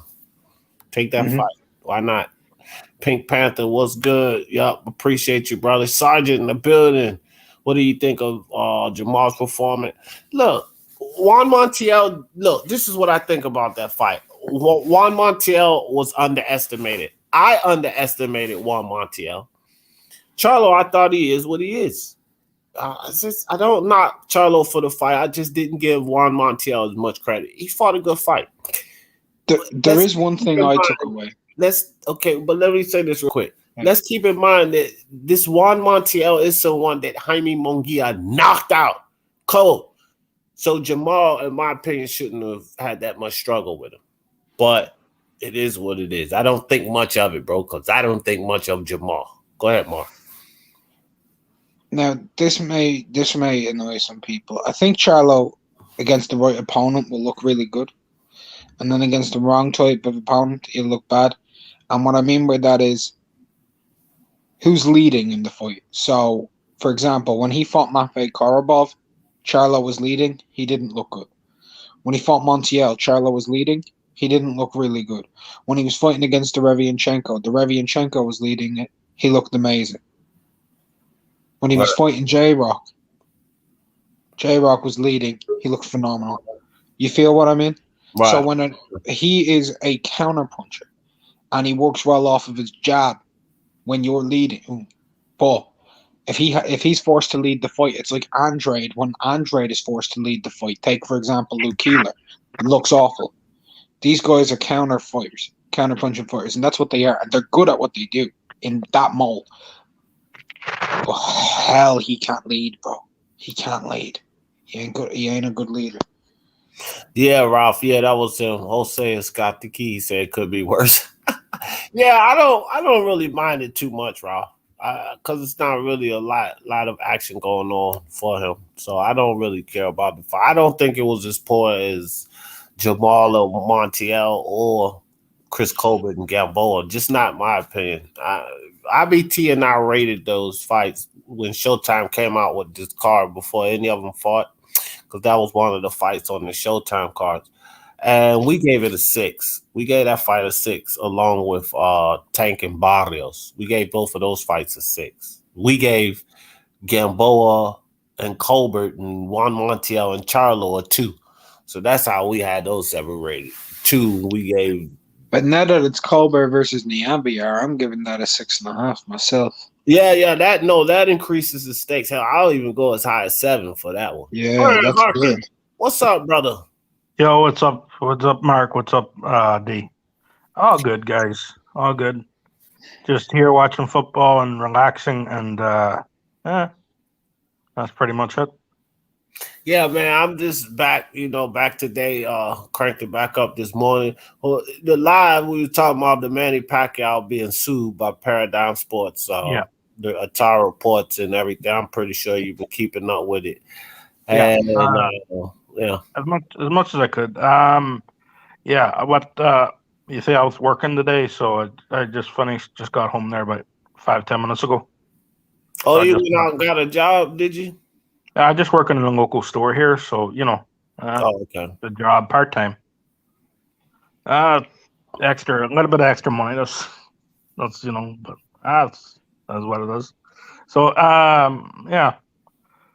Yeah, you gotta do what you gotta do, bro. I'm getting ready to start a couple of projects myself, which is why I'm back. We back in business, but I'm not gonna be spending as much time as I was before here. Well, you guys will see. These things are gonna be 2 hours or less, pretty much. We'll max it at 2.5. Probably won't get there today, but I'm keeping these afternoon lives 2 hours, or less, and then that morning live an hour, and that's it. And then I'm probably drop a video or 2 every day. And then we're going to do it like that. But all of that and I'm going to stop that too, just to let you guys know. All of the cursing and stuff, I'm slowing that down. But all of the doggone 12 and 14-hour days, bro, I'm not doing that no more. Yeah, that's iron. It does take a toll on you. So yeah, I get that. It's no sense in it though. I can't I got other things going on, and I'm not making any money. I got a couple of ventures going on, and I let a couple of those things slide, messing around with this YouTube. So I need to pick it back up. I need some more income, some bread Iola. I get you. So Manny Pacquiao is being sued by Paramount. Apparently there was $3 million signing bonus. They want it back. Something about fight. They were meant to set up his next couple of fights or something. The $3.3 million they gave him, of course, like you said, signing bonus. And so he was saying, what Attar was saying is they were supposed to have the rights to negotiate his immediate 2 fights. And Mark and I went over this, his immediate next 2 fights or whatever. But we went over this. First, the verbiage of immediate can cause an issue, especially its legal terms. Everything's about verbiage and wording. And my thing was, Mark was speaking more on the verbiage, and what I was speaking on was the fact that you had the opportunity to negotiate not 2, but 3 of his next immediate fights, which was Conor McGregor, Ryan Garcia. Holy shit. And you dropped the ball, you see? Yeah. So there was an opportunity there. So, Virtuoso, what's up, brother? Hey, what's good, D? What's happening, man? Back in action, kicking it a little bit, Well, good to have you back, man. Yeah, glad to be back. Appreciate you, brother. What happened, Mark? What'd you find out? You said, holy. I'm watching the football, bro. France are 1-0 down against Switzerland. Oh, okay. Oh, holy smoke. The French. I know France is supposed to be tough. Yeah. So French are the favorites. What you think, Virtuoso? Pacquiao getting sued. You think it's going to stop the fight? What's your thoughts on that? Man, I don't think there's any legs to this thing because I'm trying to understand what the contract language is. How is he obligated to Mikey Garcia? That's what I was trying to find out. But this came out of nowhere, man, and I feel like this is some bullshit, man. This is like an attack on our sport, man. It's like no matter what we want, man, there's people in within boxing that are trying to take that away from us, man. I don't think it's right. Yeah. Well, I mean, look, I don't think that Attar has any intentions of attacking the sport, but we have to appreciate his situation and the fact that Paradigm Sports were just, as far as boxing is concerned and management, sports management and boxing, they were just staking their claim in the game of boxing. So to lose within this whole Manny Pacquiao situation, not only Pacquiao, but Mikey Garcia, but because they couldn't solidify and lock down that Mikey Garcia fight, he also pulled out, which they're blaming Pacquiao for that as well, right? So now they lost 2 marquee fighters when they're really just trying to stake their claim in the game. So I don't think that it's a vindication or attack on the sport of boxing. I just think that it was a business deal that went sour. And although that's going to be alternative, collateral damage, so to speak, I don't think that it was their motive. Their motive was to get their money.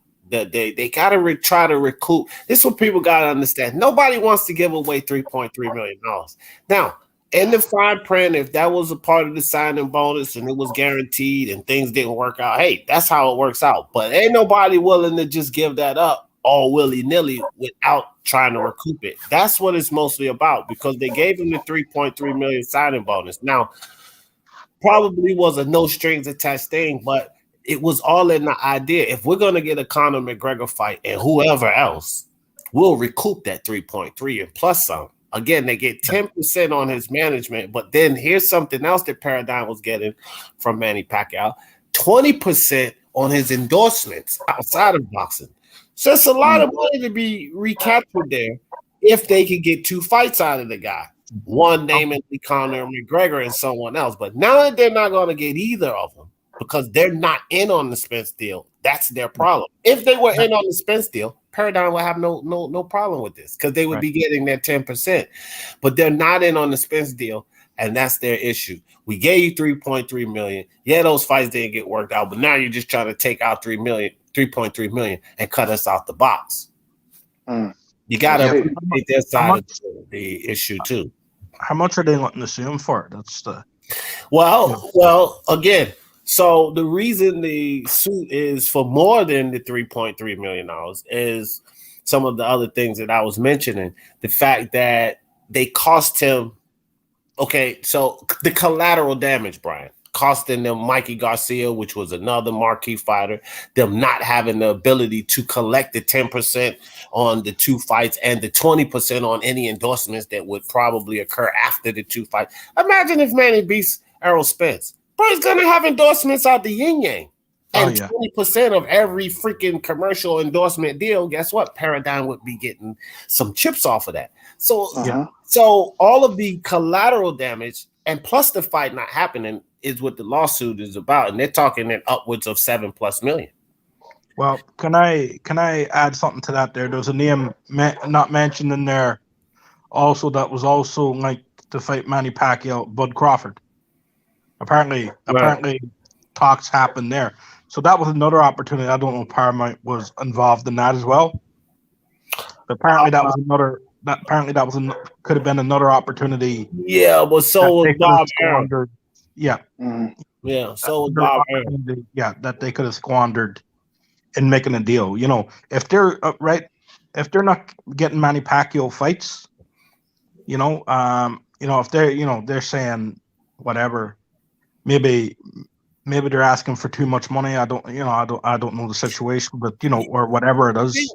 The thing with Crawford though is that Bob dropped the ball on that because it was the site fee from the investors in Qatar that man, at this point I don't know if Bob made this up for this whole Joshua Fury situation. I don't know. Bob's too sneaky, fam. But it was the site fee with the people in Qatar that didn't fall through, which I don't think that there was any hassle with the negotiation with Pacquiao. And Crawford was going to take his $10 million, which was more money than he ever gotten, and Pacquiao gets the 40. I don't think the negotiation with them was a problem. The problem was if the people in Qatar won't forking over no $50 million, then Pacquiao and Crawford won't get in those purses. Yeah, no, that's not what I'm saying. I'm saying that Paradigm dropped the ball, but I do believe Paradigm dropped the ball on the Conor McGregor, Ryan Garcia, or at least they're going to get the heat for dropping the ball on those. Conor McGregor, Ryan, and Mikey Garcia, which is 3 fights. And like you said, Crawford, that's just yet another fight. So what y'all were in agreement and it didn't take, that's still yet another fight. So it's 1, 2, 3, 4 fights that you had a chance to get your 2 fights. And I think that's where Manny Pacquiao's team maybe coming from that point of view. L-Dog, what's good with you, L-Dog? Good to see you, brother. That's what's up, Brian? Uncle Watt, what's up with you, Uncle Watt? And PSK, what's up with you, brother? Good to see you. Go ahead, Brian. Now, that's all I'm saying, right? I don't know if there were real discussions between Pacquiao and Crawford. I don't know if Paramount was involved in it, if there was. But if there was, and that was another opportunity squandered by them, then Manny Pacquiao may have no faith in them, getting him a fight. So maybe he just took it upon himself, to get the Spence fight, because the Spence fight really came out of nowhere, right? Nobody saw it coming. No, it wasn't even really being talked about.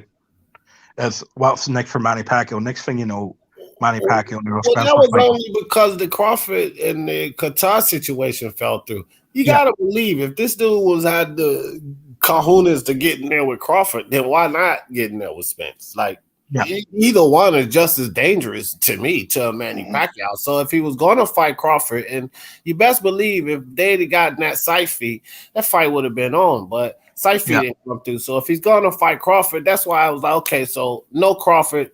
What's next? Spence? That only makes sense. It's kind of why it came out of nowhere. I get that, bro. Yes, Uncle Watt, I agree. Lomachenko is back, fam. We were talking about that earlier. Monkey Kung Fu, what's good with you, brother? Good to see you, Monkey Kung Fu, in the building. Yeah, he's back, man. Yeah, he was more aggressive the weekend. I tried watching the Tank fight, but my internet was fucking up badly. Yeah. So, like badly. It So was pretty much. I'm not even going to say this time. I didn't call this fight perfectly. I was about to say it was pretty much how I thought it would go, but not so. I didn't think that Mario Barrios would give Tank as much problem as he did. I knew that he would give him issues, but I think Barrios did a little better than I gave him credit for. Mm-hmm. Yeah. Same here, man. I had to go and watch that fight. So, Yeah, you should go take a look at it. Barrios did a much better job. But Tank showed some things that people are not giving him credit for. He showed it again. People can keep disrespecting Tank. That's okay, because he's going to get in there and beat somebody they don't expect him to beat because they're not giving him his just due. I think Tank shows some good things in there. Yes, he gets hit too much. That we can all agree on, because people are making a big point of that. He gets hit too much. I agree. He gets hit. He takes those kind of hits from Tio or Loma or Ryan Garcia. He's going to be in a world of problems, because I believe all three of those guys hits harder than Barrios. Yes, Lomachenko. I think they all hit harder than Barrios. So he can't be taking those type of hits from those three guys, or he's going to find himself in the world of hurt. However, Tank shows some good things. He picked off a whole hell of a lot of shots. Man, y'all go watch the shots, the amount of shots that Tank Davis was parrying. He was parrying and getting his hand out, blocking a lot of shots from Barrios. He was slipping shots. I'm telling you, man, Tank's a lot better than people give him credit for. I'm not advocating for Tank. No, I'm not a Tank Davis fan. I used to be. It was because I knew that he could do these things. I stopped advocating and being a fan of Tank because of the way they're moving him. I didn't really appreciate this Barrios fight. There's many other fights he could have taken, and that's why I can't root for the guy. But he can box, man. Tank can box. I just wish it's not. I just wish that those prime years of his was not being wasted on inferior competition. Yeah, can I? No, it's not off PSK. They're talking about filing a lawsuit, but no fight is officially off. Spence and Pacquiao is still on at this point, and Pacquiao lawyer Bernstein is saying that Atara and Paradigm doesn't really have anything to stand on. That's where we are at this point. OG Boogie, what's up with you, fam? Mad Chad in the building. What's good, Mad Chad? Mad Chad. Is Floyd Mayweather promoter or a cornerman? Floyd Mayweather, he's whatever he want to be in a WBA event.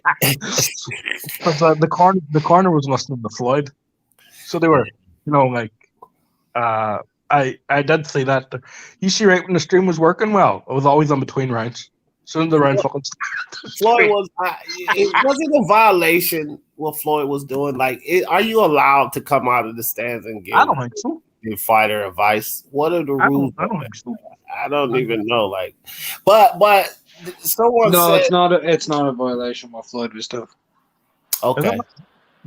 No, it's not, because it's on the WBA. Remember, this is a WBA fight, right? That's what I just said. Yeah, it's his own set of rules, and you're allowed to have a certain amount of second. You can have one assistant. You can have a. Hold on, let me make sure I have this correct in my head. Oh Christ! I'll figure it out in my head, and then I'll tell you. Okay, Monkey. I agree totally. Monkey said, I didn't like what Floyd Mayweather was saying about Tank moving forward. We're going to fight smart, not hard. Yeah, but to me, Monkey, I don't agree with it either. Okay? I don't like or dislike it, Monkey, and I'll tell you why, fam. Because I've been aware of this. I've been trying to tell everyone. That dude ain't going to put Tank in no fight. He think he's going to lose. So that's telling you already. Floyd already told us this, that he's not going to fight hard. He's only going to fight smart fights to bring him up to earn money. He's already told us this. I don't know why people are thinking that any of these WW events, these shows that Floyd's putting on is anything different for Tank. It's just fights that he's pretty comfortable with him winning. It's not putting him in any adversity. Go ahead, Mark.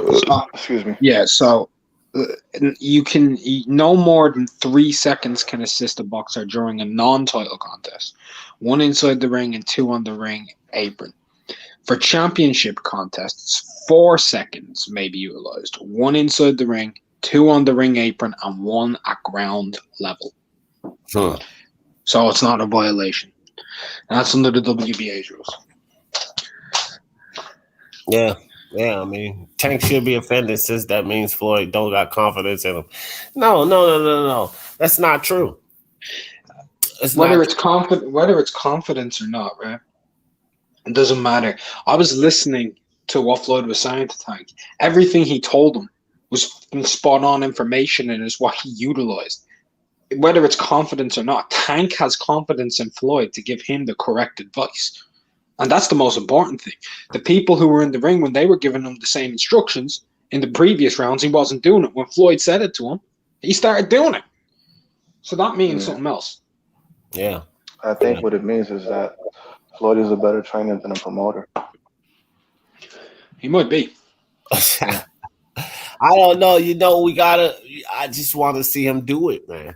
I would like to see him do it. Train, I think he's look, what's up, Pete? Virtuoso, I have to emphatically disagree with you and Mark. At this point, concerning Tank Davis, no effing way, in my opinion, is he a better trainer than promoter, because he is a genius promoter right now concerning Tank Davis. What he has accomplished with Tank Davis, with only 2 valid fights in his entire career, is phenomenal, promotional-wise. Phenomenal. So polishing the turd, that's what it is. Can't lie. Promotional-wise, he's been doing great with Tank. Bringing him up, legacy and all of that, phooey. But promotional-wise, the dude's making money. He's a star. He's known everywhere. I mean, look, he's a 3. Just make money. Bank at a global boxing fans. It has all of this hoopla behind him. Promotional-wise, man, Floyd's been doing great. He's a free regular champion. Yeah, 3-weight. Well, I did 2-weight, because the WBA belt at 130 is the official belt. So at 2 weights, he has the regular belt. Not only that, don't forget, that's not his first title at 130. He won the IBF from Pedraza. Right. So he's a 2-time champion. He's official there. At 35 and 40, he's unofficial. So, I mean, so far, because what's going to happen is he's going to hold that 135 regular, that 140 regular. They're not going to force him to fight WBA. And then what's going to happen, fellas? What's going to happen? Taylor will move up at 140. T.O. will move up at 135. Who's going to get elevated? Man, bro, you already know. I know, fam. As a matter of fact, I got the video for everybody. Let me tell y'all something. I've been saying this for months on end, okay? Long when they mentioned the freaking Barrios fight. I was talking about this same subject back during the Gamboa situation, because that's why he got that belt too, for if you guys don't understand. That's why he got it, waiting for Tio to vacate, and then he gets elevated. Well, now he has 2 belts. But coincidentally, guys, just go watch the video that I put up just before this fight. It was the last video I shot, at one of the videos I shot after the Mateo thing. I only put up 2 videos, and that was one of them. Floyd Mayweather, listen, bro, this was the plan. This was always the plan. That's why I was telling everyone that Tank was going to knock this kid out, because the plan was always to get his hands on that belt, so when Josh Taylor vacates, he's elevated. He becomes a full champion. And the remarkable thing about this plan is that Tank will be a 3-weight, simultaneously full champion. 130, 135, 140. Now, he wouldn't have fought any champion at 35 and 40, but he'll be full champion. Very interesting. It's the Floyd Mayweather plan. So promotional wise, that's why I can't say he's a better trainer, because look at what he's doing for this dude. That fool ain't throwing a punch against a real champ. He get ready to have full belts in 2 weight class. That's promotional genius, Virtuoso. Yeah, I mean, if the goal is to play on the fans' naivete, and swindle them, then yeah, he's doing a fantastic job, That's what they do, man. They all do it. Like from Leonard Enderby, taking downplaying Josh Taylor's, undisputed victories, then I guess that's the way they want to go with it. All right, fine, but I'm just speaking for myself, so I'm just saying You I don't don't buy have it. to But I like guess it. Listen. exactly because You're yeah, mixing the two, though. You're mixing the two. It's not uh-huh, honorable. It's not ethical or moral.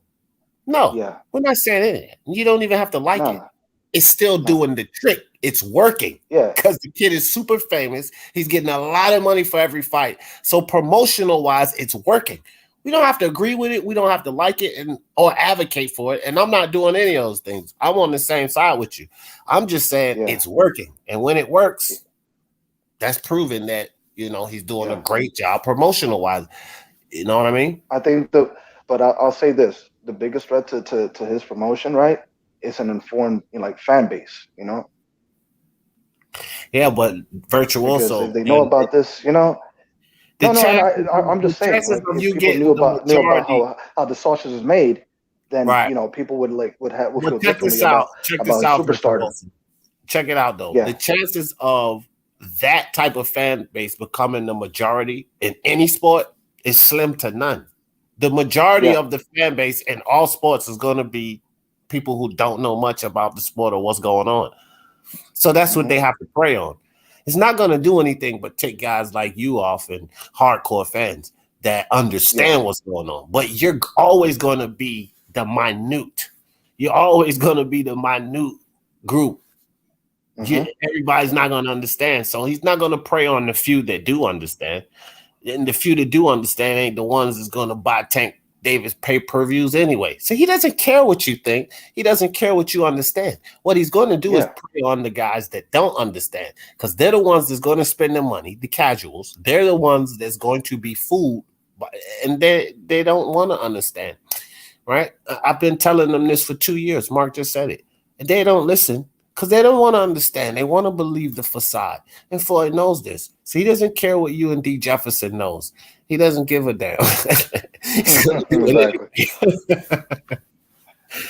H Money in the building. What's good with your soccer training club? What's up, brothers? Yeah, man. King Mitch, I see you out there, bro. Yeah, he don't care what we think. But you're right, Virtuoso. And I agree with you, fam. Like, Floyd, this is what he does. Yeah, Tank is the WBA franchise champ. Just about, dog. He said, D, what do you think about Crawford fighting Zepeda in October? Zepeda's moving up? He's going to murder Zepeda.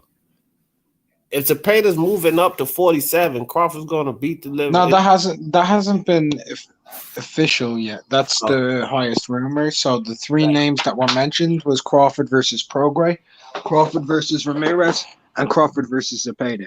And Zepeda, you know how Bob do that. He say three names, and the last name that he names is normally the one that you end up getting. So yeah, Prograis and Taylor fine, but Zepeda, no. Zepeda, Crawford's going to murder Zepeda. I'd like to see Prograis Crawford. I think that'd be a very good fight. Yeah, or Taylor and Crawford, either of those, but Zepeda, no, he gets bashed the hell up, in my opinion. I agree. I agree. I do think Prograis is the best. Wait. H Money, you think that's a good fight, Zepeda Crawford? I don't think that's a good fight at all, bro. I wasn't impressed with Zepeda's last time. 80-20. Like, I'm not even capping, bro. 80-20 H Money. I don't think that's a good fight. I don't think stylistically, I think Crawford's a nightmare for Zepeda. Absolute nightmare for Zepeda. Well, this Zepeda fought last. He fought, what's his name on? Damn, he didn't look so great either. Was it the? It was. We was watching that fight. Baranchik? Canelo card, wasn't it? No, it wasn't. It was Baranchik, right? He fought after Baranchik last year. Yeah, it was after No, Baranchik. it wasn't Baranchik. No, he fought Canelo. Yeah, on the Canelo card. Damn, who did he fight? I can't even remember. But we was watching. I forget his freaking name. Oh, Hank Lundy. That's who he fought. Hank Lundy. Yeah, Hank Lundy. He didn't look that great either. So he didn't look great. So yeah. Hank so Lundy. That would probably be easy Ralph, pick for that's Crawford. it. Hank Lundy, Ralph. Ralph be on point. Ralph, it's delayed. These comments in the StreamYard is delayed. So you was on point there. Yeah, it was Hank Lundy. Yeah. His name was at the tip of my tongue. I just couldn't remember. Yeah. Yeah, me too. Yeah. Ross said, I'm a Bud fan. I can say it's an awful fight. Yeah, he's the least on the list. Just like you said, that's what freaking Bob Arum does to us. He gives you some names, and then you end up with the least on the list. Yeah, that's right, too. There you go. PSK is right, too, Brian. It was the Ramirez and Taylor card, not the Canelo. Right. Oh, yeah. Taylor Ramirez, yeah. Yeah. I knew it was recent. I knew it was recent. I know it was either one of those two cards. Yeah. But I think look, man, Zepeda gets murdered. Josh Taylor, Regis Prograde, who knows?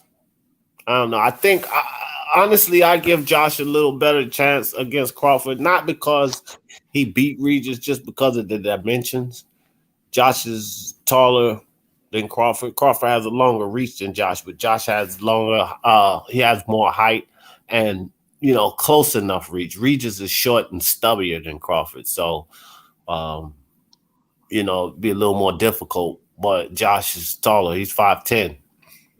You know what I mean? So I give him the slight edge, a little bit better of a fight. But I think both of them give Crawford a hell of a fight.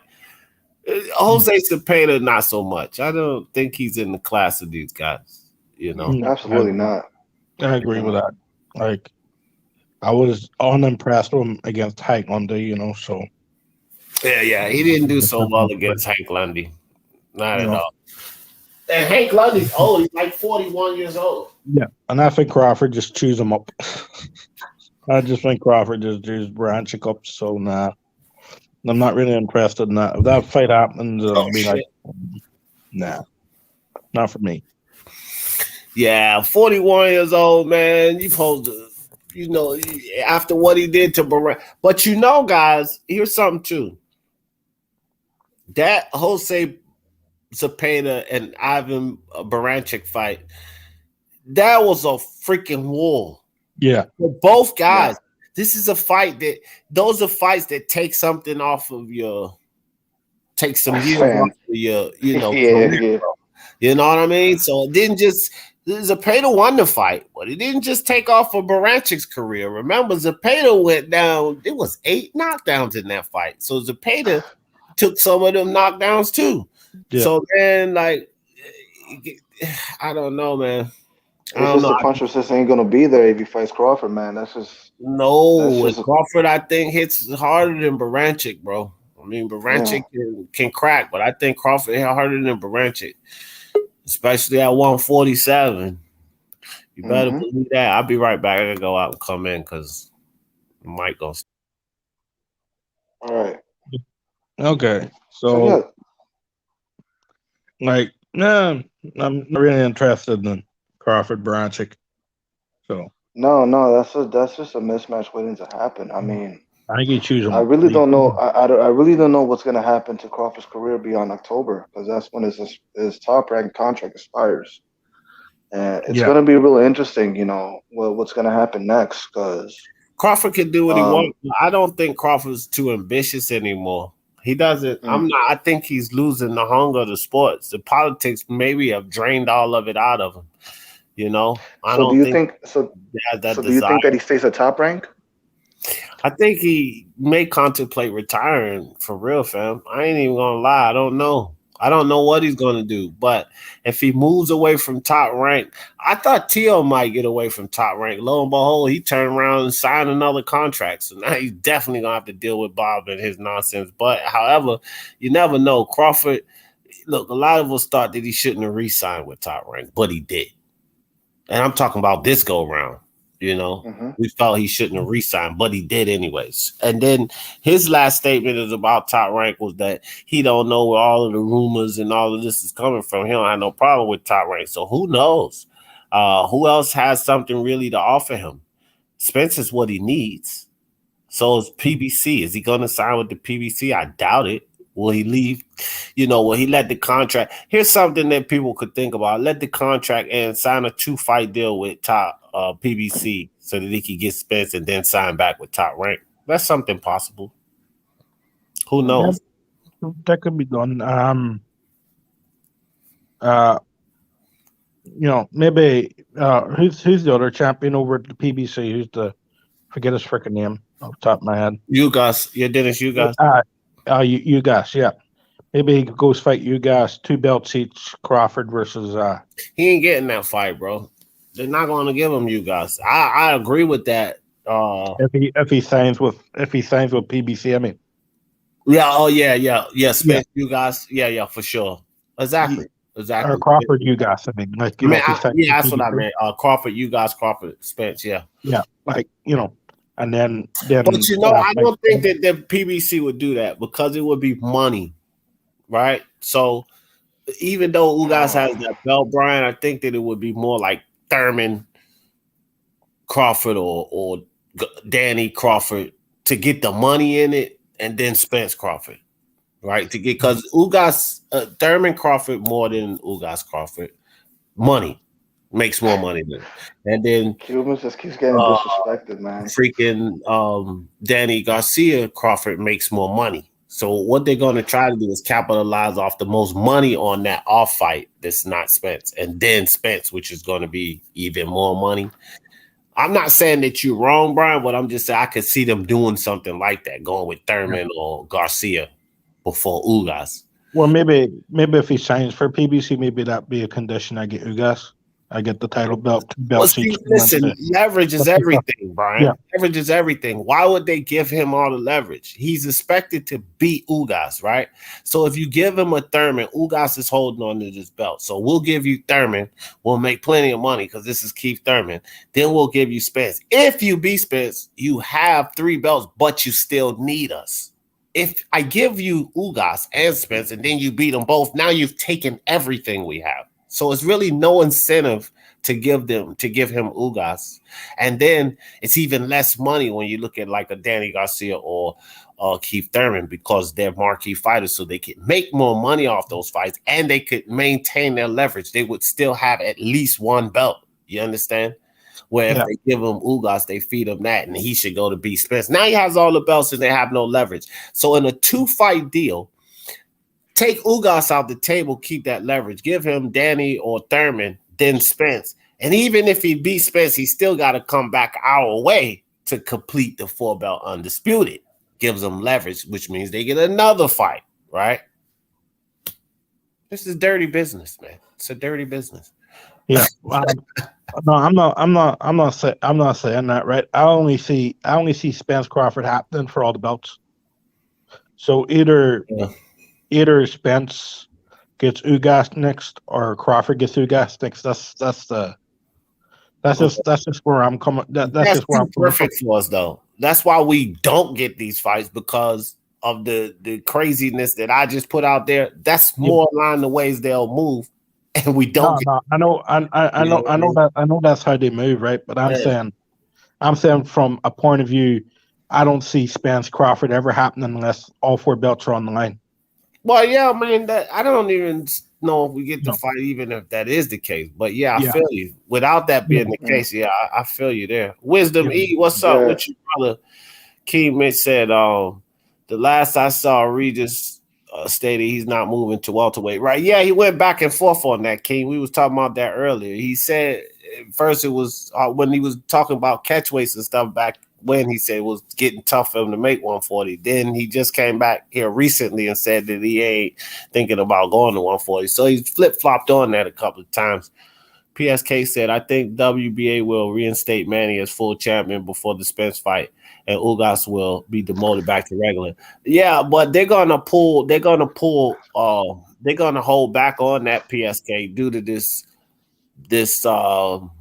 lawsuit situation we just talked about earlier. If Attar can get in between this Spence fight, no way they'll reinstate him, PSK. Because remember, it's about money. It ain't about who you people like.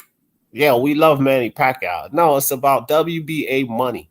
There's no way they're going to reinstate him for him to tie their belt back up in litigation. The whole thing is the reason they're even talking about reinstating him PSK is so that they could get sanctioning fees off of Pacquiao versus Spence. But if sanctioning fees are not on the table, then there's no reason for them to reinstate Manny Pacquiao. Why would you reinstate Manny Pacquiao? He's not going to go into the Spence fight. He's going into court, and now Manny Pacquiao just sits around without belt again. Do you not remember why they took it from him? Because he was sitting around with their belt. So they won't give it to him. What that's going to be predicated on is the Spence fight. No Spence fight, no reinstatement. Can guarantee you that, fam. They're going to find a way not to reinstate him if he doesn't fight Errol Spence. But they're not going to reinstate him so that he can go fight some court case. That ain't happening. You can forget about that one, fam. Well, and they become president of the Philippines, so this will probably be the last fight. So, so any delay in that, and we may never see Manny Pacquiao in the ring again. That's that's where I'm coming from. Can you imagine if his career ends in a fucking court battle? Like Keith Furman. Insane. Last fight would have been Keith Furman. Yeah. Hoping we get this fight, because for me, I think this is the last time we will see Manny Pacquiao in the ring. So, unless it's some crossover fight, I kind of agree with that. I think this is the last brouhaha as far as a real valid boxing match. And pretty much looks like it's either going to be Mikey Garcia or Errol Spence in his last fight. So it'll probably be one of these fights. And then they'll probably fight a Conor McGregor or some MMA fighter to get another good paycheck. Because if he fights a crossover fight, it's going to be a huge paycheck. Win, lose, or draw against Spence. If Pacquiao fights a MMA fighter, it's going to be a big check. So those will probably be the last two fights. Pacquiao or Mikey Garcia, and then an MMA fighter. That'd probably be the end of Pac. Yeah. Errol, I got to head off here, but no, we're at the 2-hour mark, bro, and that's where I'm shutting it down from now on, guys. So, any final thoughts before you go, Brian? All right, man. Just thanks for having me on, and I do hope we do see Manny Pacquiao fight. I tell you the truth, I do like the Spence fight. I think it's a very intriguing fight, and that's the fight I want to see. But what I want to see very rarely happens. So. Yeah. Just thanks for having me on, D, and it's good to see you back, brother. Oh yeah, appreciate you coming through. It's great to be back too, Brian. Virtuoso, my brother, mi hermano. You got any closing thoughts? Yo, D, hermano. Yeah, man. Real quick, man, it's good to have you back, man. Can't wait to talk more boxing with you in the coming weeks. But yeah, man, I want to see this Spence versus Pacquiao fight, man. Even though we're not getting Crawford versus Spence anytime soon, this is all we got so far in the welterweight division, Yeah. And I don't think it's right for these guys to try to undermine some of the fans, the desire to watch the best fights, in boxing. But this is the dirty business we're dealing with here, man. And all we can do is hope for the best as fans. Yeah, indeed. All right, brother. Well, appreciate you as always sliding through. You're always welcome. Yeah. Pete, Uncle Pete. Yeah, no problem, man. Salute to you in the chat, bro. No doubt, Virtuoso. Pete Scalebender, you doing work? Yeah, Pete probably doing work. King says Regis is catchweight king. Reigning super lightweight, welterweight tweener. He made 140 since Taylor beat him. Yeah. Well, man, look, who knows? Manny has Secret Service working. Oh, Manny has Secret Service working for him. Yeah. Loma can beat T.O. after what I saw on Saturday. Hey, he could beat Haney too. But, H, I've been saying that you might not agree with this, but even since Lomachenko lost to Teofimo, I've been saying that the guy is the second best and that people were underestimating him and trashing him just because he lost to Teofimo. So I don't think, I always had him being the second best guy. But this is why I always said the rematch was warranted. However, I want to say this about this rematch before I go. I would rather see Teofimo versus Devin Haney. I am not against the Lomachenko rematch because I think the fight showed that the rematch was warranted. It's a rematch fight. It was close and everything. So the rematch is warranted. So I'm not against the fight. I don't mind the fight. It's just my preference would be that he fought Devin Haney next after Kambosos. Not rematch Lomachenko. But if we get in Lomachenko rematch, so be it. This is why Devin Haney should have fought him instead of Linares. Forget about Linares because, see, Bill Haney, see H Money, and you should come up here if you can because this is what your boy Bill said. And I told Bill this. We talked about this. And I told Bill this. Straight. So I asked him, why not Lomachenko? And this is no hearsay, guys. This is from Bill's mouth, from the horse's mouth. I said, Bill, why not Lomachenko? Bill Haney said, well, Bob Arum says, this is exactly what Bill Haney told. Well, Bob Arum says all we need to do is fight Linares. Then we get the Lopez fight. He said, this is a fight to prove it. And I think that Devin Haney did a phenomenal job in that fight. He damn sure proved himself. He proved everything he needed to in the Linares fight. He proved he was here. He was official and all of that. Yet, the same Bob Arum that told you guys, Bill Haney, that if you fight Linares, okay, you get – he crawfished you. He crawfished you. Now he's sending Teofimo in there with Lomachenko. So Bob Arum is the one who said all this, and Bill Haney told me himself. So I don't want to hear anybody's mouth because Bill Haney told me himself, we're going to take Linares because Bob Arum says we fight him. We're impressive in this fight. We get Teofimo Lopez. Let's see if he sticks to his word. Sorry. Now, what's going to happen is that Bill is going to turn this around on the Lopez's, right? Why you not yelling at Bob? See, Bob Crawford. Bob! So what should have happened was when he had the opportunity to go Linares or Lomachenko, he should have pursued Lomachenko. You gave that fight to Nakatani. This time, Bill gave that fight to Nakatani because he went Linares because this is what Bob wants. I'm not starting any Haney hate, fam. See, look, now, H Money, you too sensitive. Now you're getting sensitive in the chat because I want to look at this, H Money, you're getting sensitive. Now, look, H Money put this up. I didn't get excited or anything. I'll read it. Loma can beat T.O. after what I saw on Saturday. All right, H Money. So when he put that up, I didn't get excited. I said, yeah, he can because he showed his shoulders back. I think he validated his shoulder was hurt. He did fine. He definitely can. This is why it's a good rematch. That's how I responded to it. Now I start saying only the truth about Devin Haney because Bill Haney is the one who said all of this. And then H Money says, don't start the Haney. I'm not hating, fam. Where did I hate at? This is something that came out of Bill's maybe mouth. Just throwing some shade on Loma. No. Fine. Stop that, Pete. Stop, because you already coming back with that nonsense. The flicker is back! I'm not throwing no shade at anything. I just went over Bill and I's conversation. This don't really have nothing to do with H Money. This was Bill and I talking, me and him, one-on-one.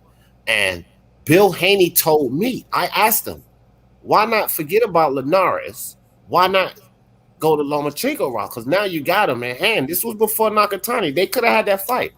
I said, forget about Linares. Why don't you just tackle Lomachenko? That's a much bigger fight. Beating Lomachenko is much better than beating Jorge Linares. It's much more of a statement. He said, no, because Bob Arum says all we need to do is fight Linares and then we can get Lomachenko. Well, it's Bob Arum now that's talking about putting Teofimo in there with Lomachenko again. So what'd you say? Wait, what did you and Bill said what now? You said why not? I asked Bill Haney, why not fight Lomachenko? This was before Nakatani. This was before any of this. I asked him, why not fight Lomachenko? Bill Haney told me that Bob Arum says if we fight Linares, Bob was the one that put out Linares. If we fight Linares, we could get the Lopez fight. Well, they fought Linares. He had an impressive performance with Linares, yet Bob Arum's not giving him the Lopez fight. He's giving it to Lomachenko again. Oh, okay. So when you had Lomachenko on the table, you should have fought him because look at who he's giving to Lopez. You think if Devin Haney would have beaten Lomachenko, it wouldn't be no Lomachenko Teofimo rematch because Devin Haney would have just beaten him.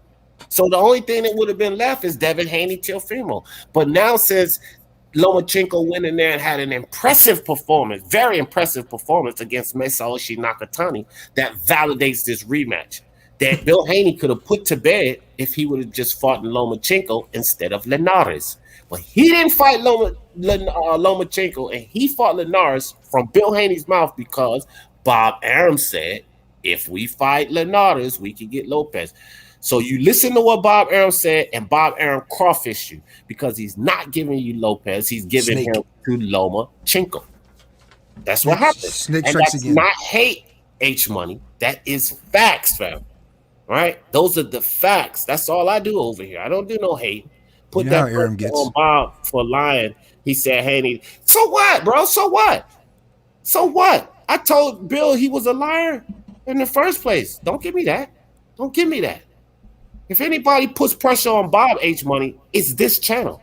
I always ask Uncle Pete. Yes, thank you.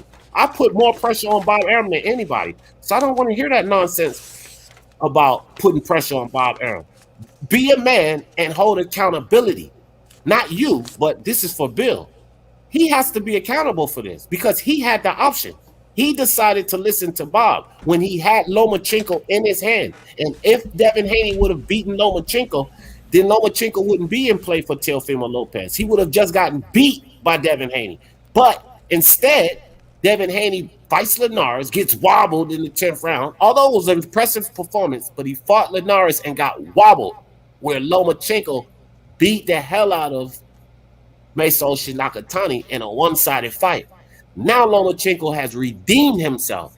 He has validated the fact that his shoulder was injured, and he looks good for that Teofimo fight. And that's Bill Haney's fault because they should have fought Lomachenko instead of Linares. What's up? That last part about now he validated. Are you saying that, or are you saying that's what they're saying? No. In my opinion, I was talking to Mark earlier. I said, in my opinion, that validated that he had an issue with his shoulder. Look how good he looked in that fight, bro. So that's just my opinion that it validated. No, I got you. He had some type of issue with his shoulder because he looked phenomenal in that fight. But you know, those are the breaks, bro. He said, okay. Arum's a snake. Arum's a little sneaky, you know, with the fucking.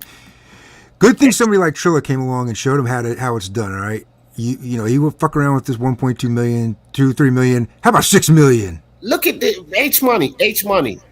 You deserve the Loma fight because you did what Bob said. Whoopie-doo. Y'all did what Bob said. Well, you should have done what D. Jefferson said now. And that's what I'll tell Bill. I'll tell him, and I'm going to tell you too, H-Money. He should have done what D. Jefferson said. Because what I said was to fight Lomachenko. Forget about Linares. But Bill Haney didn't do what D. Jefferson said because Bill is the boss of HP Promotions. Not D. Jefferson. Bill Haney is the boss of HP Promotions. So Bill Haney went the Linares route. By way of Hearn, by the way. Right. How did that work out? So, and give Eddie Hearn the credit for fouling that up as well. Because Eddie Hearn should have guided them toward Lomachenko instead of guiding them toward Linares. Guiding? Approving. Yeah. Well, I mean, no. Y'all giving Eddie Hearn. Bill Haney, we're fighting Linares. Hold on. Y'all giving Eddie Hearn all the credit for everything Bill does. So give him the criticism too. It's Eddie Hearn's fault that they didn't take Lomachenko instead of Linares. If you're going to give him all the credit, give him the criticism. Doesn't work one way. That's what I'm saying. So I don't really care what the idea or perspective is about what part Eddie Hearn plays. But if we're going to play Eddie Hearn's the savior, then he's also the guy that caused the problems, right? Can't have it one way. He should have encouraged them or guided them to the Lomachenko fight because that's the fight that would have gotten them Teofimo Lopez. That's the fight they really want, Teofimo Lopez. So you fight Lomachenko instead of Linares, you have that fight. Did that happen? No, they got lied to. Yeah, they got lied to. They did basically, get lied. Yeah, Hearn. They snaked them. Snaked them. Hearn, Arum, at a minimum, are just maneuvering everybody. Lomachenko, they're basically just like kind of like deflecting these guys off of Lomachenko. You know, like Haney wants him. He's gonna knock him out. No, you know what? You should go fight Linares first. And so Haney misses his shot like a dummy. And then what the fuck? Oh, the rematch with Tio. You know, he fucking let him move up to 140, and then the goddamn Chael's it. gone after this rematch, bro. If you hadn't underpaid No him, fight. Chilla wouldn't have to come in and show you how to do it. They got to find that $6 million though. They will find it. We'll get that. We're looking for He's it. gone after the Loma rematch. It's no more 135. I guarantee. He's gonna fight Cambosis Jr., then fight Loma in December, and then he's going to 140. That ship has sailed with Devin Haney. But what I'm saying is all their fault. Look, I'm not gonna take any of the heat off of Bill and Devin. They should have fought Loma instead of Linares. You fight Lomachenko, you beat Lomachenko. The rematch is not warranted. Listen, the rematch is more on the table and is warranted because Lomachenko just had an impressive win against Nakatani. If he goes in there and loses to a Devin Haney, ain't nobody going to be talking about no rematch because then he would have lost to Tio. He would have lost to Devin Haney. That means these young lions, Lomo's just not ready for these young lions. That's what the narrative would have been. But since he went in there and demolished Nakatani, now the narrative is Loma back. He's ready. So it's the Haney's fault because all they had to do was go beat Lomachenko, and then that's off the table. No Loma Tio. That would have been off the table. They messed up, bro. They chose Linares. And then he got stinky legged by Linares. So which fight looks bigger now? Like, that's their fault, fam. You got it, like, accountability, fam. They have to have the accountability. As usual, D's right, sitting on his bed, like every other high school girl, calling shots for the boxing world. And I'll tell you something. You know, all Haney had to do was get in there, fucking get him decision on Lomachenko, and then we could have taken care of all of this. There would have been blueprint. All he had to do is get the blueprint and what's it called? You know, glitch the matrix, expose blueprint, and Lomachenko probably already would have retired already. He probably would have already hung it up. But now we got a fucking this guy caved in fucking Nakatani's face. Yeah. Hardcore Manny with the blood. What's good with you, Money? I feel good to be back. My bro Justin Trouble in the building. What's good, Justin? See you guys out fellas. there. I'm glad you guys are back. Good to see you again. Glad everybody's okay. I heard Miggsy on here earlier. I see you, D. Jeff. Freshly moved into the apartment, to the new townhouse. You didn't do any of that, though. You didn't decorate any of that, nor did you arrange any of that. This is the house. I got out of the townhouse and moved into a house. You just get out of that fucking room and off that bed before whoever, you know, your daughter needs it. All right, because you're hanging out on the computer all day with your flat brim, you son of a bitch. Everybody in the chat, hope you all doing good. Y'all like hockey? Anybody like hockey? Has anybody ever seen a hockey game? I like to watch it. I like to go to the games, the Blue Jacket game out here in Columbus. Live hockey is fire. Yeah, especially now. This is Stanley Cup now. Everybody's going to go bonkers, right? Yeah. It's going to look like fucking Nakatani's face is going to look like it got hit by that puck. But tonight's game one of it's Tampa, and I think it's Montreal. Yeah. So Bucho and BDA, get ready, eh? Life below zero. Game one's tonight in Tampa. Oh, they are out in Canada, ain't they? Yeah, they're in Montreal. Yeah. They're in Montreal. Those fucking little freaks. So listen, boys. Look for Uncle Petey at the game tonight. I will be at the game. I will have my coaching. I have my coaching clipboard and hold the fucking 9 yards. And if Montreal looks like they're gonna do anything, I'm gonna have to fucking rush the ice and I'm gonna have to handle this. Oh man, they're gonna give you hell if Montreal. Pool check, what's good? Fuego Muslim in the building. Fuego Muslim. I'm gonna get back on. I'm gonna call you later if you're not on. So I'm getting ready to jump off actually. And everybody in the chat, thanks for good to see you guys again. And just a reminder from Anatoly Scalebender, for all of you that jump ship, like I told you before the Tio fight, for all the people that jump ship, like I made the same announcement before the Nakatani fight, during it. We don't want you back. Don't come back. Don't come back. We don't want you back. It's a shame, Pete. It's a shame. A guy no problems, man. Still love everybody, but everybody who jumps ship, if you got wet after the Tio fight, you're not drying off in this boat. Don't come back. Listen, we don't need you back. Tio female lover like me had more faith in Loma than you losers. I had more faith. And Peter the Tio guys now. Every time Tio wins something, he starts looking for the fucking exits. It makes you nervous, like he's shoplifting, right? Like you hand somebody money for a car, well, see, and he goes. This is the thing with that. Now, I did a video about this months before the first Loma negotiation tank. Yeah. The Tio female with him saying, "No, once I beat Loma, I'm going to move on. He's going to go his way. I'm going to go mine." That didn't come about recently. People try No. I mean, way back he when. been said that way. Oh yeah, was one fight. That was all his plan. Like he barely wanted to touch the belts. Like Right. they tried to give it to him. He posed for that picture with the belts, and then he was like, point to that. Here's the point to that, Pete. What are they doing? "That's what I'm saying. Like, why is he so They're jumpy?" giving him a rematch. Oh no, he's So for two all fights. of the Loma fans, but for all of the Loma fans, y'all have to understand this. Lomachenko had no rematch clause, and Teal's giving him a rematch. So all y'all Loma fans can cut it. Shut your lip. The kid is fighting him again. Y'all can't have nothing to say about the kid. He's giving him a rematch. He could say F Loma, but he's giving him the rematch. No. So people y'all can't be talking about Teal, y'all Lomachenko fans, because he could just say F him and not give him no rematch. He's granting. He's showing granting him. No, he's showing cojones because people. He's showing balls. Scared of Loma. He eked that win out and he's running away. That can't be said no more because he's giving him the rematch. He won that fight clearly. You can't take nothing away from Teal. Well, forget about all that. He's a real man. He's got balls. You want it? Okay, fine. Yeah. That's what I'm saying. But first though, I'm gonna tell Bob Arum how to do business with these guys over here. Yeah. What? Oh, as if he's gonna listen. And then I'm gonna get COVID. As soon as I'm done with this over here, I'll be back. And then you know what, Loma? As long as I'm not gonna go to 140, because I don't even want to touch those belts. They're like, all right, 135. He's like, but I'm moving up though, man. I don't know, if you go to buy a car from somebody, right? You hand them the cash first, and they start automatically like looking for how to run out of here. It's like, no, slow down, man. What the fuck? You just won. Slow down, man. You're the king. Stop it right now, bro. That you Team Lomachenko. Don't worry about Loma's. No, he said, I think they had a rematch clause. Bob is a liar. No, they didn't. Let me tell you something right now, Flame On. Bob would never snake himself in anything. The rematch clause, and I was saying this the whole time. Pete heard it enough times. Lomachenko said, I don't need the rematch.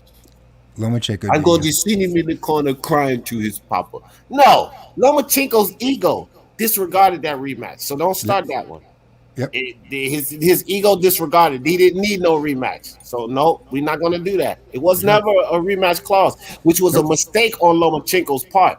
But he's getting a rematch anyway. So you can be Team Lomachenko all you want. But I'm going to end it with this. Y'all remember my prediction for the first fight? Teofimo Lopez is going to knock Lomachenko the fuck out. 7th round. And y'all know how I always in this thing. For the love of sports, let's talk about it. How about that, Pete? You remember that? How many times did you hear that? You predicted all the different ways. Teo by knockout and 140 and Josh Taylor's next in. What?